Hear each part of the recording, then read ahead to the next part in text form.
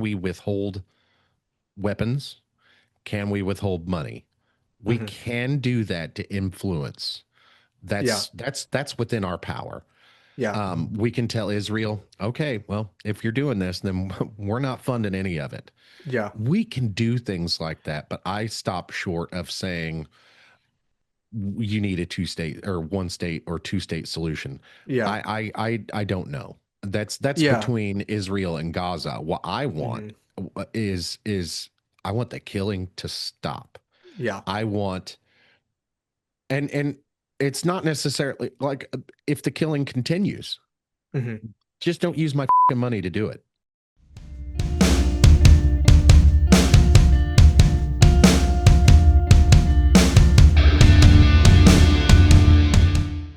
So Pan Zeitgeist, how you doing, man?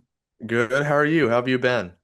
Fantastic. Actually, I'm this summer's been killing me, dude. Hmm. So I'm a house husband, Hmm. and I've got the kids here all day long, and the summer break that I had planned was full of fun and fun Hmm. things to do and adventures, and we haven't done any of that stuff. I mean, we Yeah. went to a theme park, which we have Hmm. season passes to a theme park, Hmm. but that is literally the only thing that we've done this summer. Hmm. And I got into a car accident about 5 weeks ago, and my Okay. knee's been kind of messed up. So that kind of screwed things up. And then a couple weeks ago, my youngest had a tonsillectomy. So he had Okay. surgery. Yeah. And so we've been just stuck in the house and going nuts. It's been raining for like 2 weeks. I And know. now the Yeah. heat's here. Like Yeah. I'm It's sure been. you guys are getting some heat up there, right? Yeah. It's been hot though. I think the most of the heat was around Texas and like that whole area in the center of the U.S. I saw it was like over 100 in a lot of places. It's been Yeah. 90 something here, which is bad, but it's not, like 100 degrees. So at least, we have that going for us.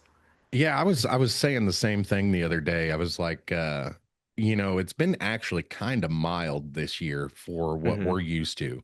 We haven't had a day that's went over 95 degrees yet. So Okay. it's for July, it's not been too bad. There's been a few real hot days and humid days, but it's not been really all that bad. Yeah, there's been some bad humidity, I would say. It's like I get out of my car and I like can't see and I take off my glasses and then I can't see. So, it's kind of just screwing me both ways, but Man, as somebody who wears eyeglasses, I can definitely sympathize yeah. with that, man. I Yeah. can definitely sympathize with that. So, we've been the last time we talked, we found some common ground on some politics that Yeah. we.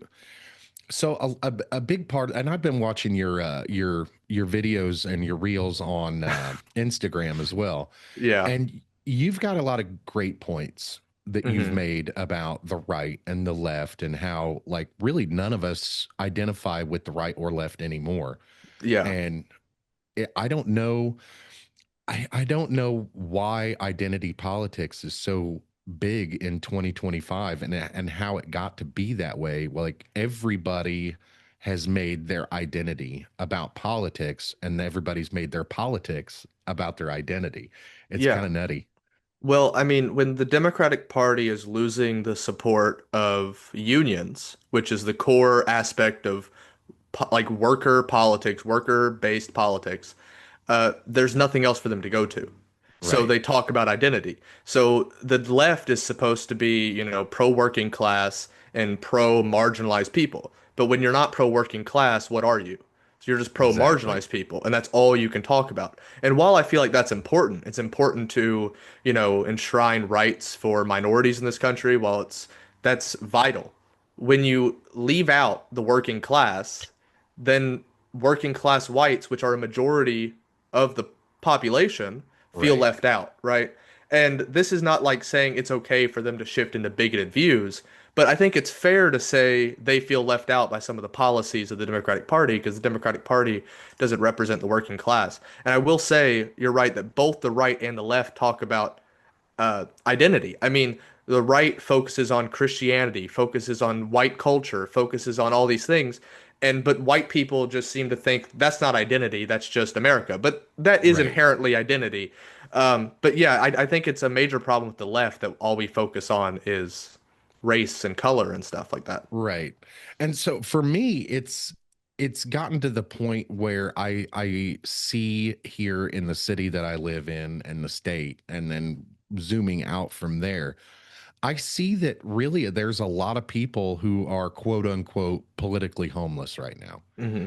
And it's because the right and the left, they I once saw a meme one time. I can't remember.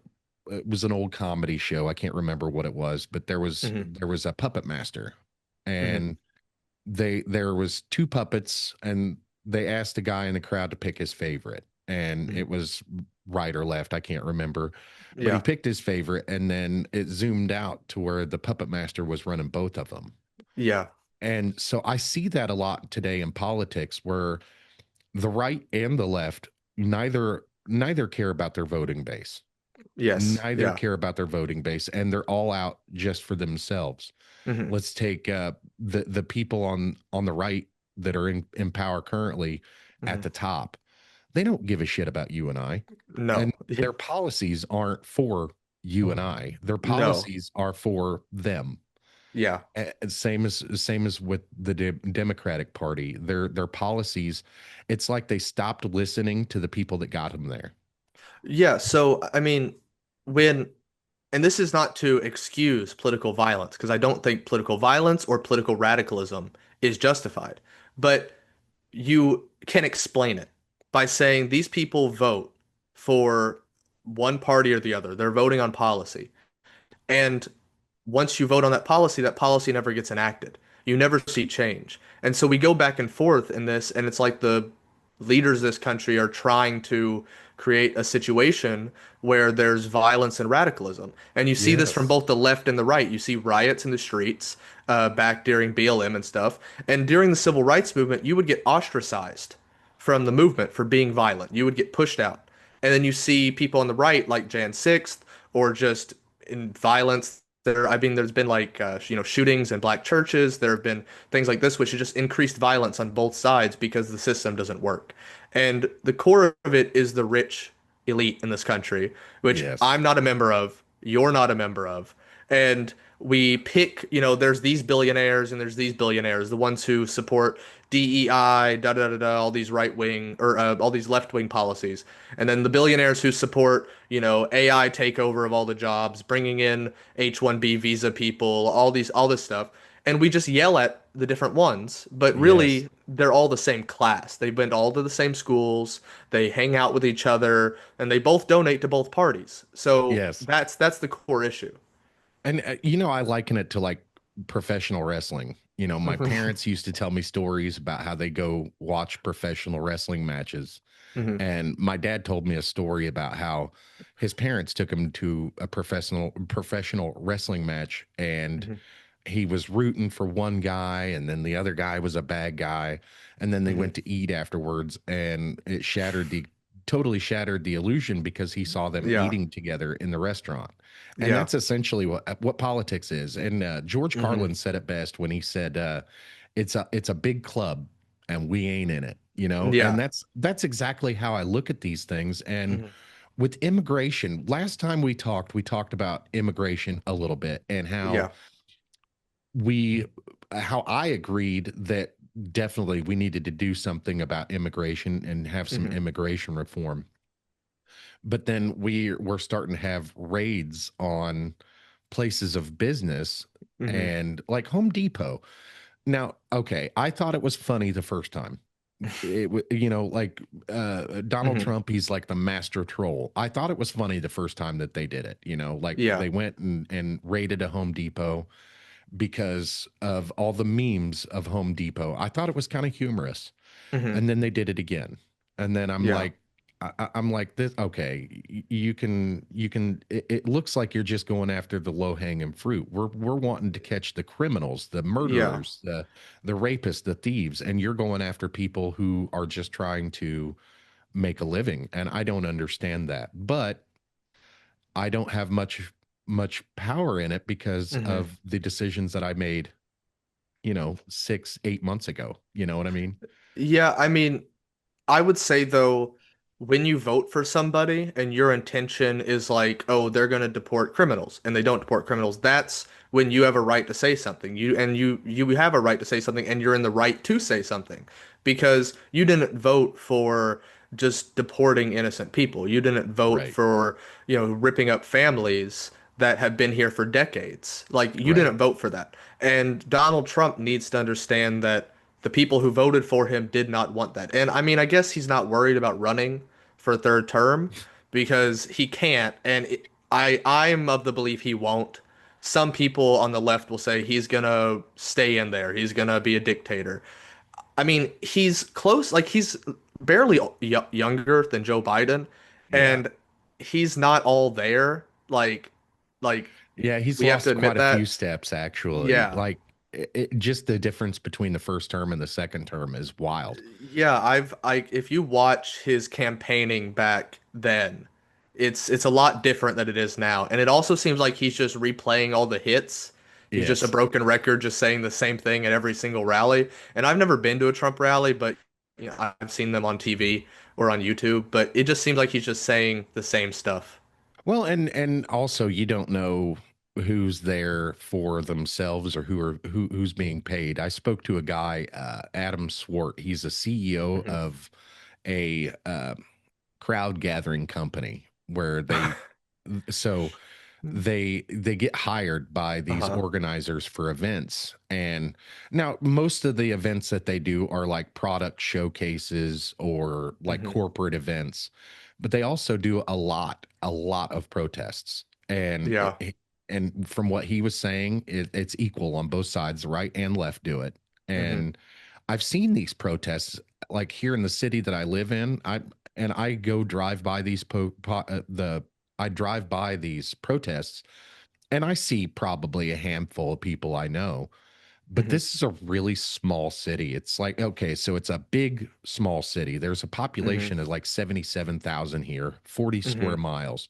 So it's a big land area, but small population. Hmm. And I know a lot of people here. When I drive by these protests or I stop and I look around, I don't see many people that I know. And that Hmm. bothers me because you don't know. I wanted to ask him, I didn't ask him, but I wanted to ask him if like this is a great idea for capitalism, it's a great idea for free enterprise and stuff like that, but Hmm. did you stop and think that you should do this? Yeah. Because Yeah. all these protests are being funded. We know that now. Hmm. And how long has that been going on? Because a lot of people that I've talked to have said this was going back in the 70s and 80s too, Hmm. where organizers would get together and go find just a bunch of people and Yeah. say, "Hey, will you join us and join our cause? You don't really have to believe in it. Just hold a sign Yeah. and pay them." And that's been Yeah. going on for a long time. So, how effective really will protests be in 5 years? Yeah. I mean, I don't know much about that, but I will say that if a significant portion of protests are just funded by like political parties or like partisan interests, then it doesn't really impact what politicians will do. But I'll also say kind of a side point, but the same point. Like in New York, Eric Adams was paying people to wear shirts for him, and then there were people interviewing. They were like, "I support Mamdani. Like that's who I'm voting for, but he's paying me $200 a day to wear the shirt Yes. around New York City." And I mean, I would take $200 a day to wear a shirt. I mean, Yeah. like, okay, like, yeah, I'll do that. But I think it's deeply disingenuous, and I think that probably shouldn't be legal. Like, if you want to pay people, I guess, to like show up at your birthday party because you don't have friends, or if you want to pay people to like, I guess show up to your corporate whatever because you want to seem like you have like people who like what you're doing, like Right. I guess. But I don't know. I feel like political engagement should be grassroots and should be like genuine, not Yes. not manufactured by elites. Yes, and it's like the old saying, think it was Robin Williams. I can't remember. And that's the thing on these podcasts. Sometimes when you're trying to recall stuff, it kind of gets Yeah. jumbled up in there. But I think it was Robin Williams. He said that politicians should wear racing jackets with their sponsors on it, and I Yeah. absolutely agree with that. And it's gotten to the point where, um, well, you would mention Mamdani. Hmm. It's gotten to the point in the United States where New Yorkers are voting for essentially a communist. Like he says socialist, but he's got some pretty communist ideas. And I'm of the like that's scary to me. That's very scary to me. I mean, I would disagree with you that he's a communist just because communism is, the seizure of the means of production, the government ownership of private industry, and it's Well, failed. grocery And I stores. don't think, well, I mean, it's like five. He's putting up one grocery store per borough in New York, which, if successful, will be expanded. But I mean, while I would support instead of that, probably having loans or types of investments for small businesses to have grocery stores, I think that would be preferable than just government grocery stores. I think this is something it might be easier for him to do that. Yeah. But I don't know. I would say he's not a communist just because of the definitions of like you have to like, seize the means of production. They support violent revolution. Right. Um, and Well, you I can't mean, if you do you know anything about the dairy industry? not a whole lot, It's no, to be honest. heavily subsidized by the government. Yeah. Very heavily. So you know that drink milk, got milk campaign? Yeah. That was the government. Okay. The 100% real cheese and the pizza Well, places doing the cheese, all that stuff, that was the yeah. government. Well, I know the cheese. I know that the government has like warehouses full of cheese, and Yeah, that's like where the actually they got government cheese things comes from. But I didn't know there was about the exactly. milk. Yeah. Yes. So during COVID, actually, it was a huge deal that like Hmm. dairy farmers were getting pissed off because they had to waste so much product Yeah. and the government wasn't going to pay them for it. And Okay. then the government was like, "Oh, okay, we'll pay you to get rid of all this stuff." And Yeah. then the dairy farmers were like, "Okay, let's do that." Yeah. And then the government bought so many like gallons of milk products and but basically dairy is one of the industries that the government has been subsidizing since World War II Hmm. for strategic reserves. Okay. For a strategic reserve of like milk. Cheese, milk, like so in World War II they had Yeah. ice cream ships. For like Like the soldiers. yeah, so the Navy had Okay. little ships traveling around with their convoys and everything Okay. that were just made for ice cream. They just made ice cream. That, And yeah. so I'll send you a link when we get off here. I'll send you Uh-huh. a link in an email to this creator. His name's the Fat Electrician, Uh-huh. and he's got a couple really neat videos about the history of dairy and stuff Okay. in wartime production, and it's funny and Yeah. it's great. But Yeah. it just kind of reminds me like the dairy industry is already heavily subsidized by the government. How Hmm. if these stores are successful in New Hmm. York, how much longer do you think it'll take before the government owns and runs the dairy industry? Um, I don't know if they'll own or run the dairy industry per se. I mean, I really don't know, and I would have to know more about specifically the subsidies for the dairy industry.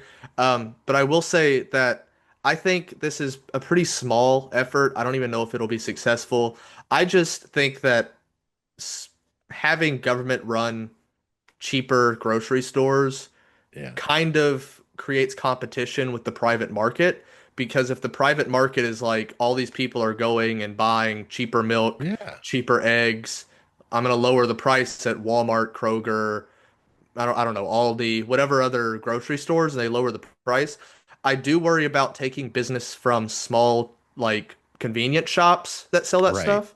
But I mean, those small convenience shops are already competing with the big corporations. Right. So maybe it'll just kind of level the playing field where the now the convenience shops can charge a little bit more than the government stores and people like, oh, this is more retro or like hippie type thing to go there. Maybe they'll make money Right. at, but but I think competition is good, and I also think that these major corporations screw us over. So it's good to have a little bit Yes. of cheaper prices. Yes. Now that's the first time I've ever had anybody like explain it that way to me. Like, Uh-huh. so if you want to break it down that way and it'll open up competition, I'm all for it Yeah. because that's the capitalist thing, like Yeah. competition. We all want competition. And Hmm. if that happens, I can see where they would be able to lower the prices enough at the city or state run stores to Hmm. affect prices at like Walmart. I could see how that would Yeah. happen. And it would be a good thing, I think. And Yeah. competition, overall competition does lower prices everywhere Hmm. across the board. So Yeah. I mean, one of the points, and I don't know if I made it on your podcast last time, but I've said it for a while, is that capitalism is thought of as the idea of like two bakeries selling a donut or whatever, croissant, trying to make it the cheapest and the best tasting, right? And that's capitalism. That's the idea of it. But what is it in reality? What is it actually to this day? It is a corporatist system where oligarchs set the prices in their rooms or with AI algorithms, like we've seen in some cases, yes, and they set the prices and they use any excuse to raise them more than inflation. Even wages don't go up. And so implementing some more competition from the government or whatever could help that. And I will say I don't want like, Soviet style corner shops where, you're still charged an arm and a leg and you're not paid anything at the factory because it's not a union running the factory, it's the government, right, and the government wants to increase production and spend as little as possible. So it's basically just a giant monopoly is what the Soviet Union was. It was just a big capitalist enterprise. right, So like competition is good, and there are a lot of leftists who I talk to, like even who like comment on my stuff, who are like, "No, you're not on the left. You're not a leftist because you think there should be competition on a local level or on a small level. Like you should still have some aspects of capitalism." And I just don't think that's fair, and I think that we should use what works. Like if competition and free markets, the core aspect of the idea of why capitalism is good, works, why don't we use that in any future leftist society? Even if we're providing free housing, even if we're providing, free healthcare, even if we're providing free schooling, like there should still be competition. And I know people who own small businesses. They're not tech oligarchs. They're not, the owners of Walmart. They're not these like people who are just hungry for more money and trying to make as much as possible. They're right. trying Yeah. to make a living, support their family, and provide for their community. Yeah, And I I have think I that's have good. actually have a small business myself. Yeah. So like my production company, we're upside down. Like Yeah.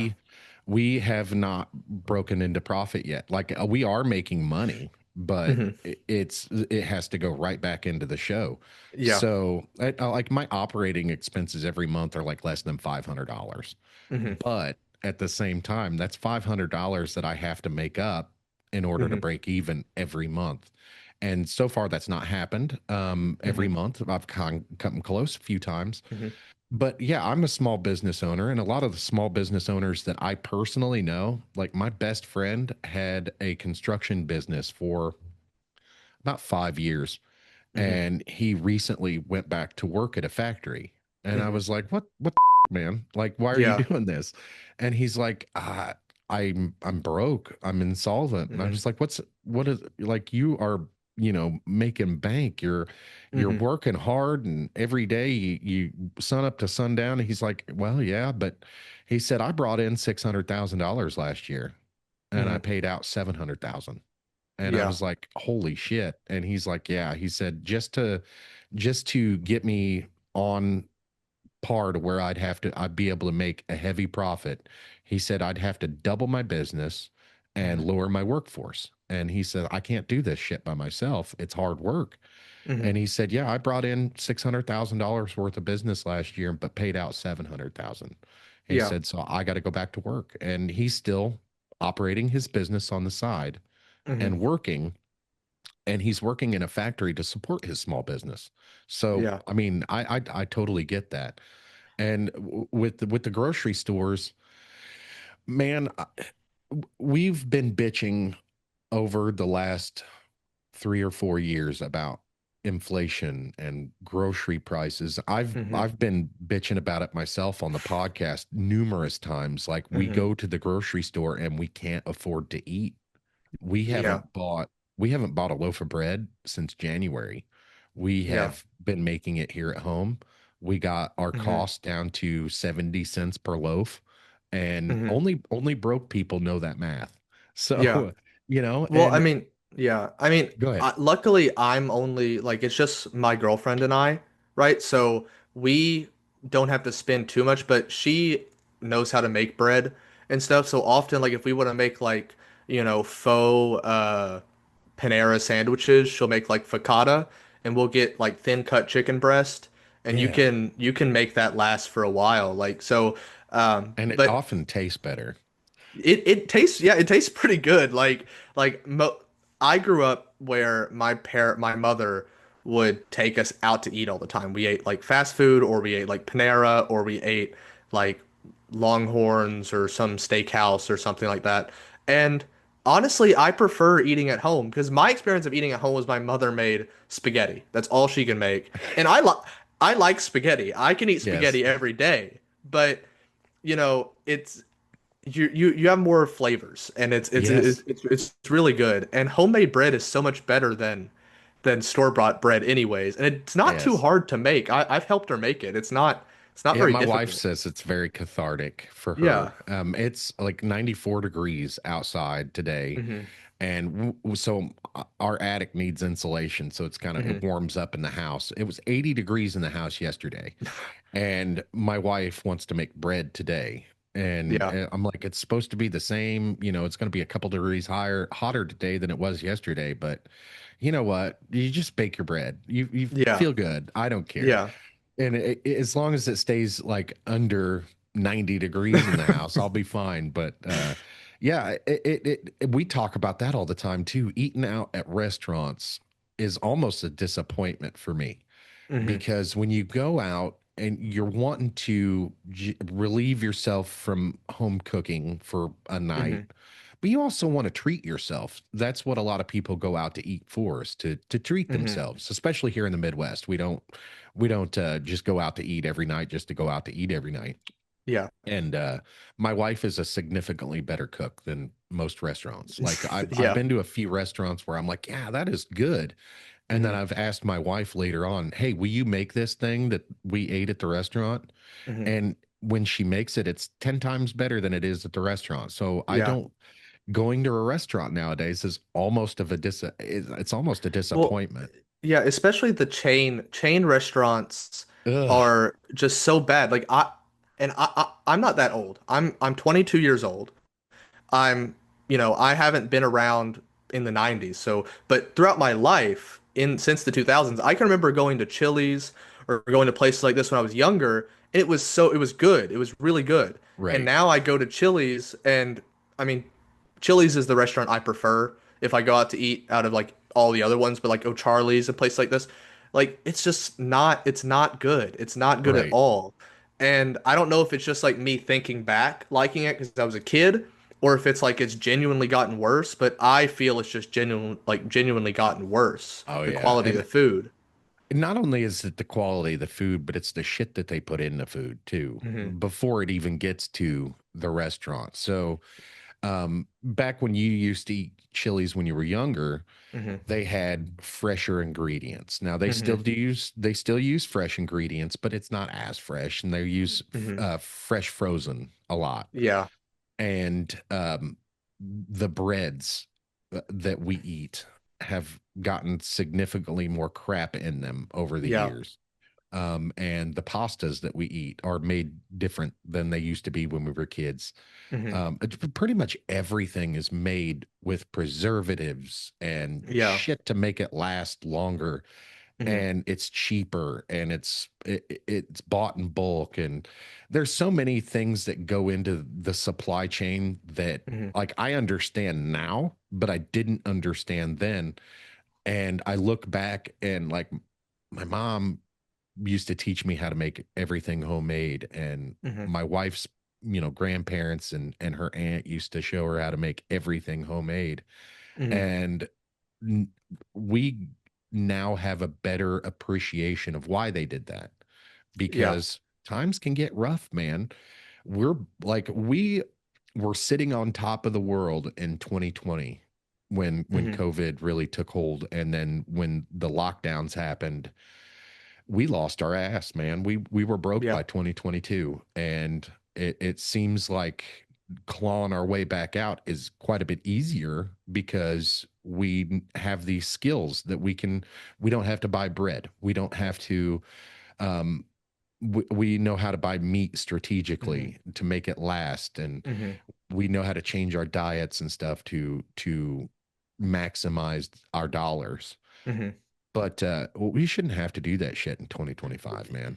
I mean, you shouldn't have to, but I'll also say that younger people, I feel like, have a lot of time struggling with this because a lot of us weren't taught how to cook and do this, like how to make, like, not even just cook, because, we can make chicken or we can make steak, but we weren't taught how to make bread or how to do this Yeah. stuff. And like my girlfriend, she's Arab, so her parents are from the Middle East and they're more traditional, right? So they did the stuff at home. Her mom stays at home. Like she taught her how to cook and this type of stuff, which I think is really beneficial and it's helped me learn as well how to make it. But I think younger people should really try to focus on that instead of, and I'm not saying this to, like blame, you're poor because you're getting DoorDash or because you're doing X, Y, or I Z, think I think it's but the it's a big part one of it. is Starbucks and avocado toast is what the rich Well, people say. yeah, that's what the rich people say, but I've never met someone my age who genuinely likes or eats avocado toast. I don't know if that's like Right. a millennial thing, I've never but actually met anybody your age that likes to drink coffee all day every day. n no, like I drink coffee sometimes. Like when I was younger, I used to drink a lot of coffee, but I have a coffee machine. I haven't used it in like 2 weeks. Like Yes. I haven't had coffee. I'm more of a tea guy. Like I have sweet tea and I'll make hot tea. And that's pretty good, but that just you just warm up some water and put the tea Yeah. bag in there. But yeah, I don't know. And then I also feel like it's just really difficult right now because COVID kind of ruined everything, and we're still living in the after effects of that. And we have an administration that isn't caring for working people. And like, Yeah, it really pisses me off that nobody cares about people your age. yeah, I have kids your age, hmm, and it really pisses me off, man. Like my kids have no hope of buying their own home.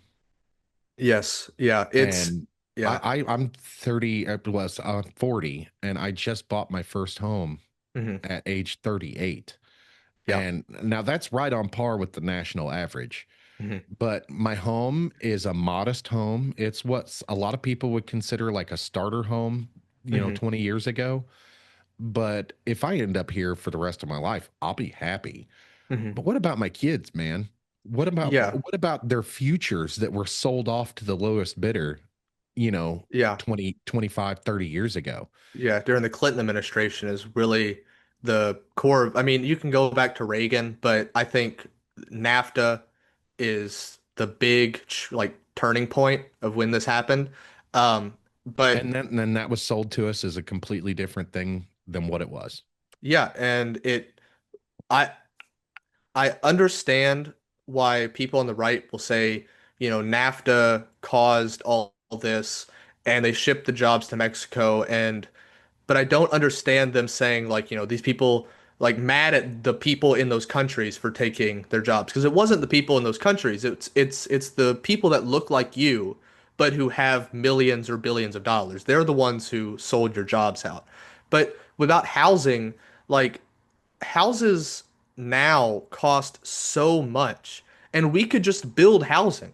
We have a lot of land in this country. And I'm not Uh, saying take land from like, the national parks or whatever. I'm saying right, like right. you can build affordable housing. And like what Mamdani's doing in New York, I don't think, you know, being lifelong renters is a good thing. But in Right. cities like New York, you can't own a home. There's not land for a home. So like lowering costs of rent and increasing housing supply is what the government should be doing right now. They should be investing and giving money to small business construction companies like your friend, Yeah. giving him money so he's has less overhead cost and he's able to build homes or I don't know what he was constructing, but Yeah, you know, pretty for much example, whatever, like yeah, whatever he could whatever get he his could hands get, on. yeah. Yeah. And the another point is we are the first generation in American history to be doing worse than our parents. Yes. This is the decline of an empire. And I'm not saying empire in a negative sense. Like, but the American empire, we are declining. We are losing our, you know, international standing. Our Right. citizens are homeless in the streets. We are paid less than we have ever been in terms of That like, really bothers me, man. That really yeah. bothers me. The pay discrepancies. So if you have like a normal, 22-year-old guy's job, you're not Hmm. making more than $25 an hour. No, yeah. There's no way in no world are you making more than $25 an hour, even at a Hmm. factory. Hmm. And that pisses me off Hmm. because inflation has far outpaced wages, and Yeah. and people like us are suffering, Hmm. and I'm 40. I know Yeah. how to survive. I know how Hmm. to do different things. I know how to make money on just sitting here. Hmm. But your generation has not a chance in the world because you have to fight for fair wages. It's Hmm. not that you're having to fight for, A it's not that, raise, like right. just to, yeah, It's yeah, like, not that you're fighting for anything that's, you're not asking for too much. What you're asking for is the bare minimum, yeah, and like our minimum wage in the state that I live in will go up to $15 an hour. I voted hmm, for that, and I'm on the yeah, right. hmm, I voted for that for one reason and one reason only, because when I go to the damn grocery store and a cucumber cost me $5, hmm, and it only cost them a penny to produce it. That pisses me off. Why yeah. is the cucumber $5? Yeah, and well, and then people will say, "Oh, if you raise the wages, we're gonna have to raise the costs." You've been That's raising the bullshit. Yeah. costs when wages have been set at, I mean, people don't really make minimum wage anymore, like 7.25. People Yeah. don't really pay that anymore. Like you're likely to get paid like 10, 11 starting Right. out somewhere, which still is not enough. But, you know, you're getting paid that, but like you have to think about it. And my parents instilled this in me, like think about it in terms of how much you're making an hour, how many hours you have to work to buy that thing. And if a cucumber like is Yeah. $7, that's like if you're making minimum wage, that's an hour. That's if you're making 10, $15, that's like half an hour Yeah. You like can only of buy two work. cucumbers with two hours of work. Yes. Yeah, it's absurd. And I think if the people who are more moderate or the elites of this country, if they wanted to stop the shift in both the right and the left, you would stop making the system so unaffordable, so Yeah. bad on the average person. Because people only resort to other ideas and other options Right. when the system isn't working. So if you're an elite in this country, if you're the establishment, if you want to hold on to your class, if you want to hold on to your power, give the people something. And the people, the elites of the early 1900s, like the 1930s or whatever, understood this. Like the rich people used to build museums, free museums. Yeah. They used to build free art galleries. They used to build these like public, you know, works.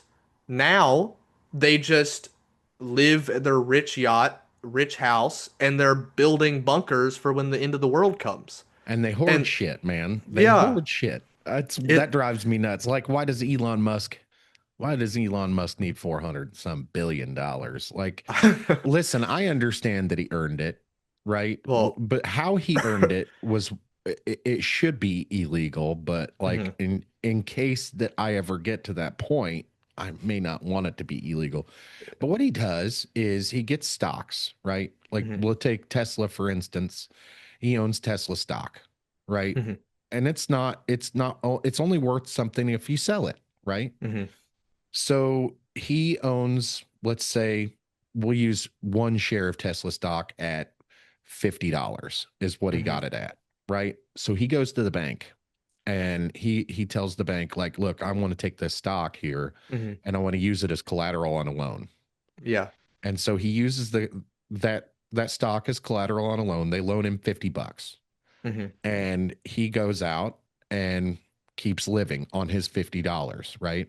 When Hmm. it comes time to make the payment, the stock price of Tesla has went up so much that he can Hmm. now use his earnings from his stock price to pay his loan. Hmm. And no money has to change from his hand to theirs. Yeah. It's all bullshit and it's bad Yeah. for you. Yeah. It's just economic banking magic is basically what it Yes. is. It's Yes. not real money. Like, and I don't know, our entire financial system is built to benefit the wealthy and to screw over the average person, and that's the core of it. I don't even think it's meant to screw over the little guy. I Well, don't think it factors in the little that's guy. but yeah, but that's the effect of it is it screws over the average Right. person. And you can't like this is attached to the financial system, but a little bit off. Like you can't declare bankruptcy on student loans. The one thing that you're investing to make money in the future, you're putting this time in, this effort in to get a good job. And when it doesn't work out because the elites screwed up the system and now you're promised a job, and I've had some people on the right be like, "Oh, what job were you promised?" Like, I get that point, Yeah, but my at the wife same went to time, school. My wife went uh, to school for 7 years. So yeah, man, I'm with you. yeah, it's like you can't tell someone your entire life, go to college, they're going to be like begging you to take a job. You're going to get a job 100K, 150K a year. You're going to be living great, and you get out of school and you're 150K in debt. You're, struggling to survive. You're paying more in rent than you would have to pay on a mortgage, but you can't get a mortgage because you don't have a long enough credit history. You don't have $50,000 to make a down payment. Like it just it's built for the rich, and I guess I would agree the poor people aren't factored into it, but I think that might be purposeful. Yeah. So I take it as everybody has an opportunity to do these things, and that's so if you remember, do you remember when Donald Trump and Hillary Clinton were campaigning and Yes. doing their thing? Well, Donald Trump, Hillary said something about Donald Trump, his friends, and this, that, and the other thing, and how Donald Trump hasn't paid his taxes and stuff like that. And he said something along the lines of, why don't you change the laws? I'll tell you why you won't, because your friends use the same loopholes as I do. Hmm. And I think that's that's where somebody's screwed up along the line is nobody taught us how to do these things. Hmm. Nobody taught us how to manipulate and game the system like rich people do. But Well, yeah. once you understand how they do it and you Hmm. play with their rules and play within their rules, things get a lot easier. Yeah, but I will say that also only applies to usually when you like the layperson can only use those rules usually if they own their own business. So Right. if you're getting a W-2, if you're getting something from your job, you can't use a lot of loopholes. Yeah, there's like the child tax credit or like deduction or whatever. There's things like that, but there's not a lot of deductions you can do if you're just working a nine to Right. five. You have to own a business, and then you can be like, I bought this for my business. I drove this many miles in my car, which I only use for my business. Like Right. things like that. Like you can do that, and while I will say that poor people, I guess, can use it in that sense, or working people can use it in that sense, it's built for really just to apply to the To rich richest people. people in this country. Yeah. Yes. It is set up that way. And but I have a theory. If we kind of educate people and give them some financial literacy and civics education, that some of this stuff might try to change a little bit, and we might be able to close some of those loopholes. Like Well, yeah, we should simplify the tax code. It should not be this yes, complex. it shouldn't There, be that big. no, no. It should be like if you make above $3 million a year, you're taxed, 80% above that 3 million. I mean, we can debate the numbers, but if you make under 50K a year, you're not taxed. If you accept on like maybe Social Security or something. If you're, like it should be simple. It should not be, oh, if you make this much, here's also all these deductions that you have to pay someone to know the tax code in Right. order to do for you. It should be simple, and it also should be done through the government. The government knows how much you owe, and they complicate it, which makes you spend more money, and it's Yes. all a bunch of hogwash, but Yeah. Where's my deduction for having to do my own taxes? yeah, Like yeah, they should add that one. I'm $75 an hour. Come on now. And it took me Yeah. 15 hours to do my taxes this year. So you figure that out. Yeah, we should get Yeah. deductions for having to figure out. They were Yeah. like, they're like, the IRS is like, you got to pay your taxes. Well, how hmm much do I owe? Well, we're not going to tell you that. You got to figure it out. Well, okay, so what if I don't pay enough? We're going to fine you if you don't pay Yeah. enough. Okay, well, what if I pay too much? Well, that's just the cost of doing business. It's Yeah. exactly what it's like. Yeah. It's robbery is what it is. If Yeah. you remember, like, so I used to read these comics called Hagar the Horrible, hmm and he used to run around uh collecting taxes and hmm raiding homes and this that. That's what they Yeah. used to do back in kingdoms. If you didn't pay your taxes, they just came and took all your shit, Yeah. and Well, they essentially also that's took what the taxes IRS and does. like they like didn't just use gold to pay taxes back then too. It was like give some of your wheat that you made or grew, Yes, give a cow or a pig or something, and that would be property of the Lord or the king or whatever right. you know, whatever type of government you were under. If you were under a king or a duke or a grand duke or whatever, it would go to them. Um, and I don't know, should the government accept, and this is just a thought I'm having right now, should the government accept like uh, animals, like livestock as like taxes? Like should farmers be able to be like, here's a cow, this is worth $5,000 when I sell it, so here's $5,000 in taxes? I mean, Right. the government could use that. We could use that in those grocery stores I was talking about. We use Yeah. the cows given. I Well, don't have know. you ever heard of a little movie called Air America? Back in the 90s, it was Mel Gibson and Iron Man. I can't remember his name. Uh, But is that Robert Robert Downey Downey Jr. Jr.? Yeah, Yeah. Air America had Robert Downey Jr. and Mel Gibson in it, and it Okay. was about the CIA had uh, a transport plane hmm company, and they flew in cargo in and out of different countries, and it hmm was completely legal back then. But what wasn't legal was their cargo. They were hmm shipping drugs, and I hmm don't think it was the CIA. I think it was people within the CIA that were doing the illegal things. But Uh-huh.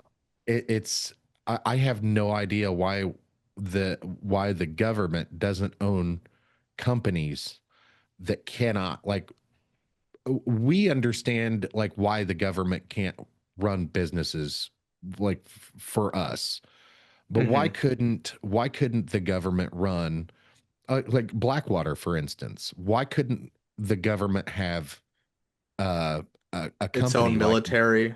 yes, Like, yes, yeah. like, Yeah. why couldn't they I fund and make money on stuff like that?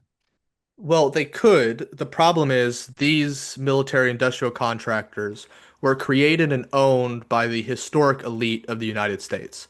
So these people have ancestors that trace back to the original 13 colonies, the founding, and many of the people who own these companies are wealthy aristocrats, basically. And they created these companies prior to World War II, and during World War II as a way to combat the Nazis and fascists. And then after the war, we took a lot of those foreign people, Nazis, their tech, and we integrated it, and we've been developing that. And these people have a lot of control and a lot of power. But yeah, we could do that. We could. nationalize Blackwater. We could nationalize. I'm blanking on the other one. There's a couple, but there's another big one. Um, we could nationalize these and just the government develop its own tech. Like, Right. why do we have Boeing making like planes and bombs for the United States government? Why do And we now have? I like Boeing planes. I don't like Boeing as a company. Number Yeah, one, they're way too slow. Way too yeah. slow. hmm I mean, well, Boeing also is purposely just not following their own protocols and procedures and trying to cut corners, which is causing the issues we've seen with planes from Yeah. Boeing in the past year or two. I don't know how long it's been happening. It's been in the It's news like been a year going or on two for about years. yeah, it's been going on for about 3 or 4 years. I Okay, think the yeah. first incident so the first incident that I heard of was the door plug that had came out hmm in the middle of a flight. A flight, That yeah, and the yeah, door that was the opened. Yeah. first yeah, that was the first one that I had heard. I think that was around 3-ish years ago. Yeah, like it these companies again, like you said, for companies that are dealing with the public, that's a different story. But for Right. companies that are dealing with the American government, with the military, or with whatever, it should not be profit based Right. because one, that's gouging the taxpayers. We are paying way too much for planes, for bombs. And I'm not a guy who wants war. I'm not a guy who's like, we should be paying less on these bombs so we can afford more bombs to drop on innocent Yeah. people in foreign Yeah. countries. We do But need defense though. So yeah, yeah, I mean, we do. I And think that's that's the where point you're of like, going at. yeah, it's like we shouldn't be gouged for defense weapons or for, weapons to make sure that we have more weapons than the other guy so we're still a world power or whatever. Right. Like these companies should be taken over by the United States government, but also I would expand that to companies that serve the public, but in a different way. I think like railroads, there should not be private like railroad companies. They should be run by the government. Like you can have an agency of the government that handles it and has their own revenue source through, charging $2 or $5 for a train from like St. Louis to Chicago or Yeah, something or and that's a whatever. very interesting idea because the intermodal hmm system is man, it's cheap. It is Yeah. really cheap. And can you imagine hmm how much shit that we like is transported, let's say, from Florida to hmm California on taxpayer dime, and it's Yeah. all run by truck. Yeah. And how much, number one, it'd be quicker to do hmm trains, intermodal. Yeah. Trains It, don't have to stop. Like they just yes, go. yes, And it would be quicker, it would be cheaper, and more economic or more it would be better for the environment because that as well. trains Yeah. are diesel electric, whereas our semi trucks are all right now, they're all diesel. hmm So Well, I and think up in Canada they have diesel electric semis, but not here. yeah, I mean, it would be better for the environment in terms of just the tech we have right now, but also it's incredibly easier to switch trains over to using like batteries or like electric powered stuff than it is to switch all the cars in the country and all the trucks. I feel like it's Right. much more of an investment just in terms of dollars to, give money to these companies, shipping companies to get new electric trucks or give money to people to get new electric cars than it is to just make high speed, energy efficient trains. And but it, Yeah. it shouldn't just be for shipping, it should be for people. Like it costs a lot of money in gas, Yeah. like to travel. Like if you're going from like where I live in Kentucky to DC, it's like an 12-hour drive, I think, and you're stopping maybe twice for gas. And gas is like, at least here, it's like I saw it 319 Yeah. the other day. Like Holy you're shit, that's filling high up. there.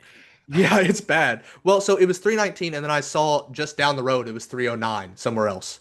That's So, crazy. We're yeah. sitting at like 265 right now in Oh, this yeah. city I live in, but we're less than an hour away from a refinery too. So Yeah, yeah, it's pretty high. Luckily, I live in a pretty populated city. I mean, it's not like a Chicago or New York. So, but I don't have to drive very far to go anywhere. So I'm Right. only getting gas like once every 2 weeks or so, which Yeah, is me good. too. Like that's Me great. too. Yeah. Well, then you might be doing better than me then still. So, Well, but I don't know. My car is a 20-year-old pile of shit. So oh, I got a big old Crown Victoria, you know, the old okay. police cars, Uh-huh. and it gets about 12 miles to the gallon. But Okay. I'm a house husband. I don't have to go anywhere but take the kids back and forth to Yeah. school and go to the Yeah. grocery store. So that's about the extent of so I put maybe Okay. 40 bucks in every 2 weeks. Yeah. Yeah. I mean, I'm having to spend about the same. But my car, I think it gets like 25 to 35 miles per. It's like a 2012 Camry. So Oh, it does okay. it's a So, nice but car. I yeah, love well, Camrys, man. Camrys are nice, but I see the new ones and I really want one. And I kind of wish that Toyota still made the Avalon, I think is Yeah, what it is. yeah. I love the Avalon. It looks like a luxury version of a Camry, I and think it it's was. really nice. I think it was like a higher trim package Uh-huh. than the Camry, and it was probably supposed to be marketed as like the Yeah. luxury version. Yeah. Well, I drove a 2024 recently, in Hmm. January. I drove it down to Texas, and I'm telling you, man, like I set the cruise on. I was following somebody down there Hmm. to Texas, so I set the cruise on 90 and got in behind them. You know how the new cars won't let you run into people. Uh-huh. So the person in front of me was speeding a lot, but Yeah. they weren't kind of consistent. So I set my cruise control at 90 and just got in behind them. Now I was going Yeah. lower than 90 the entire time, but the high speed limit that I set on the car allowed the car to catch up and slow down Hmm. whenever the person in front of me did.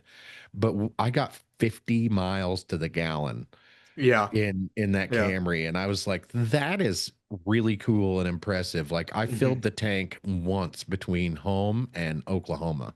So Yeah. it was crazy. Isn't the speed limit in Texas like 85? Is it 85 Eight, over there on the interstate? yeah, I think it's It's 85. Yeah. yeah, that's 80 or 85. Yeah. yeah, it's pretty nice. I would like to draw. I've actually thought about moving to Texas, even though I would prefer and really want to move to like Chicago or like Milwaukee or something. But I thought about moving to Texas just because of house prices, and then like on top of that, the interstate is 85, which is nice. And I Yeah. don't know. I've thought about it, but Texas seems like an okay place to live. Like especially if I like live in Houston or Austin or something, I feel like that would be Yeah. fine. So have you been to Texas? I've never been to Texas, which I would like to go. So you know how green Kentucky is. Yeah. Texas isn't like that. Texas is dirty, it's dingy. Like it Oh, doesn't rain in Texas. So okay. everywhere you look, on the side of the road, Hmm. you'll see black from Really? trucks and cars and pollution and and now this isn't everywhere in Texas, just like the big cities like Yeah. Houston, Dallas. Hmm. But I just noticed like when I went down there, everything is so dirty. And I was Yeah. telling my wife this, and I was like, you know, Texas is a really nice place when you kind of look around and you know the vehicles are nice and the buildings are Hmm. nice and but when you get to a certain point in Texas, it's like nobody cares about how things look as far Hmm. as dirty goes. Like the highways are dirty, there's no trash, it's just dirty and dingy. Yeah. So that's one thing that I didn't like Yeah. my favorite place to hang out is Tennessee, and Hmm. it's nothing like Tennessee. So Yeah. Well, you might have influenced my thoughts on Texas. Like Texas isn't something I was like I'm definitely gonna move there because it's definitely in my like top. Maybe it was in my top five, but you might have influenced it like in a negative way.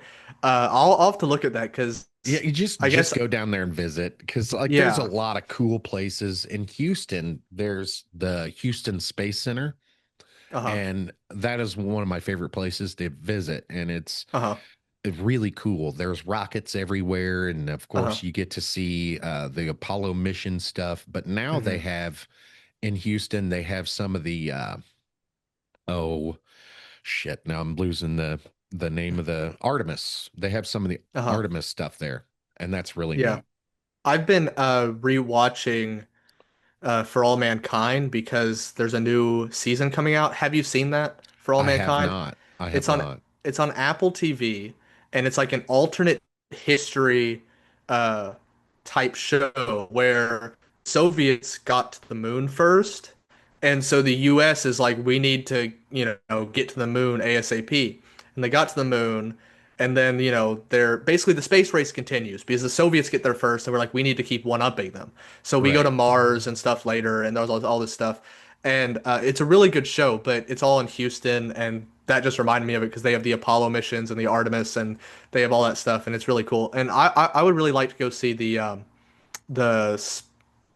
what's it called? The Houston Space Center. What Yeah, was it called? Houston Space Center. They have one in Uh-huh. Houston, and then there's another one in Florida, Yeah, the Cape Kennedy. Canaveral. Yeah, Yeah, yeah, the Kennedy Space Center is. I haven't made it there yet, but that's yeah. one that's on the bucket list to go to Uh-huh. Cape Canaveral because that's where they launch from. Hmm. Yeah, So I definitely got to get there. yeah. It But seems fun. speaking of space, man, w we were talking uh, in our correspondence before we did this about AI Hmm. and how Hmm. AI is just the control of AI is being handed to giant multinational corporations and tech Yes. companies, and we're not getting really a say in anything Hmm. that happens with AI. And I just watched the news last night, and they said that Hmm. ChatGPT is giving advice uh, to unalive people, and Yeah. it's giving advice to for like devil worship, and Yeah. uh 88% of medical advice that it gives is flat out wrong. Hmm. And I'm looking at this and I'm like, boy, they really are trying to sell us on this AI stuff, right? Yeah. And I use ChatGPT all the time, Hmm. but I use it in a way that I I ask questions that make Hmm. research easier. Yeah. And then I trust but verify. Yeah. I go and I research independently of ChatGPT to make sure that I'm not Hmm. wrong. And Yeah. I don't know why a lot of people don't do that, but Hmm. it blows my mind that they've given us AI. I've heard several conversation about them taking away AI. I've heard several Hmm. conversations about uh, the AI will eventually be running things, and I'm just Hmm. where do you sit in all that AI conversation? Well, I'll say one, I think I have 2 points. One is, as someone who has been educated in academia and is pursuing a graduate degree, which is mostly just research, is what you do in grad school. And I know that you can't just trust AI. And AI is Yeah, looked down upon in academia, even though it's fairly new. We've adjusted pretty well in the past couple of years to dealing with things like ChatGPT. And we talk about how it will just make up sources and you can't really yeah, use that. It is a good place if you want to ask some basic questions or try to get a brief history. I mean, it can be as accurate usually as like Wikipedia if you're just getting a basic look, right? But right. Wikipedia isn't always accurate and you should always double check Wikipedia. But it's good as a starting off point. I will say in terms of the AI discussion about who it's owned by and who it's controlled by, we didn't have private companies doing the space race. We didn't have Right. private companies developing nuclear weapons and the nuclear arms race. We didn't have these private companies developing these life-changing, humanity-changing like technologies. These are things that were controlled by governments and were competed by the US and the USSR, and now really it would be the US and China, right? And I think one, China has a lot of investment in developing their own AI. You can say it's Yeah. through, uh, what is it, like Blue Whale Um, or what is it? It's like I can't remember. it's I, it's but it's not. It's something similar to OpenAI, I think, but it's yeah. Here, let me see. I can't remember. Chinese AI. It's Deep Seek Deep AI. Seek. There we Yeah, go. and I think the picture is like a whale or something. But so you can say it's separate from the Chinese government, but it's massively invested by the Chinese government. And the difference between American companies and Chinese companies is Chinese companies are controlled by the CCP and the Chinese Yes. government. So we're seeing China develop their own AI basically through their government, and the United States is allowing these private corporations who we've already seen from the past 30 to 40 years screw over the average American. They screw over you, they screw over me, they And screw they over all screw of over us. the country. They screw over the Yes. country as a whole. Look at Apple. Yes. Look at Apple. Mhm. Oh my goodness, Apple pisses me off. So I am not an Apple fan. I never have been. hmm I used the iPhone 3. And I hmm think that was after I got rid of the iPhone 3, I was like, I hate them. hmm But so Apple is basically a high-end piece of shit, is what it is. It was marketed to people.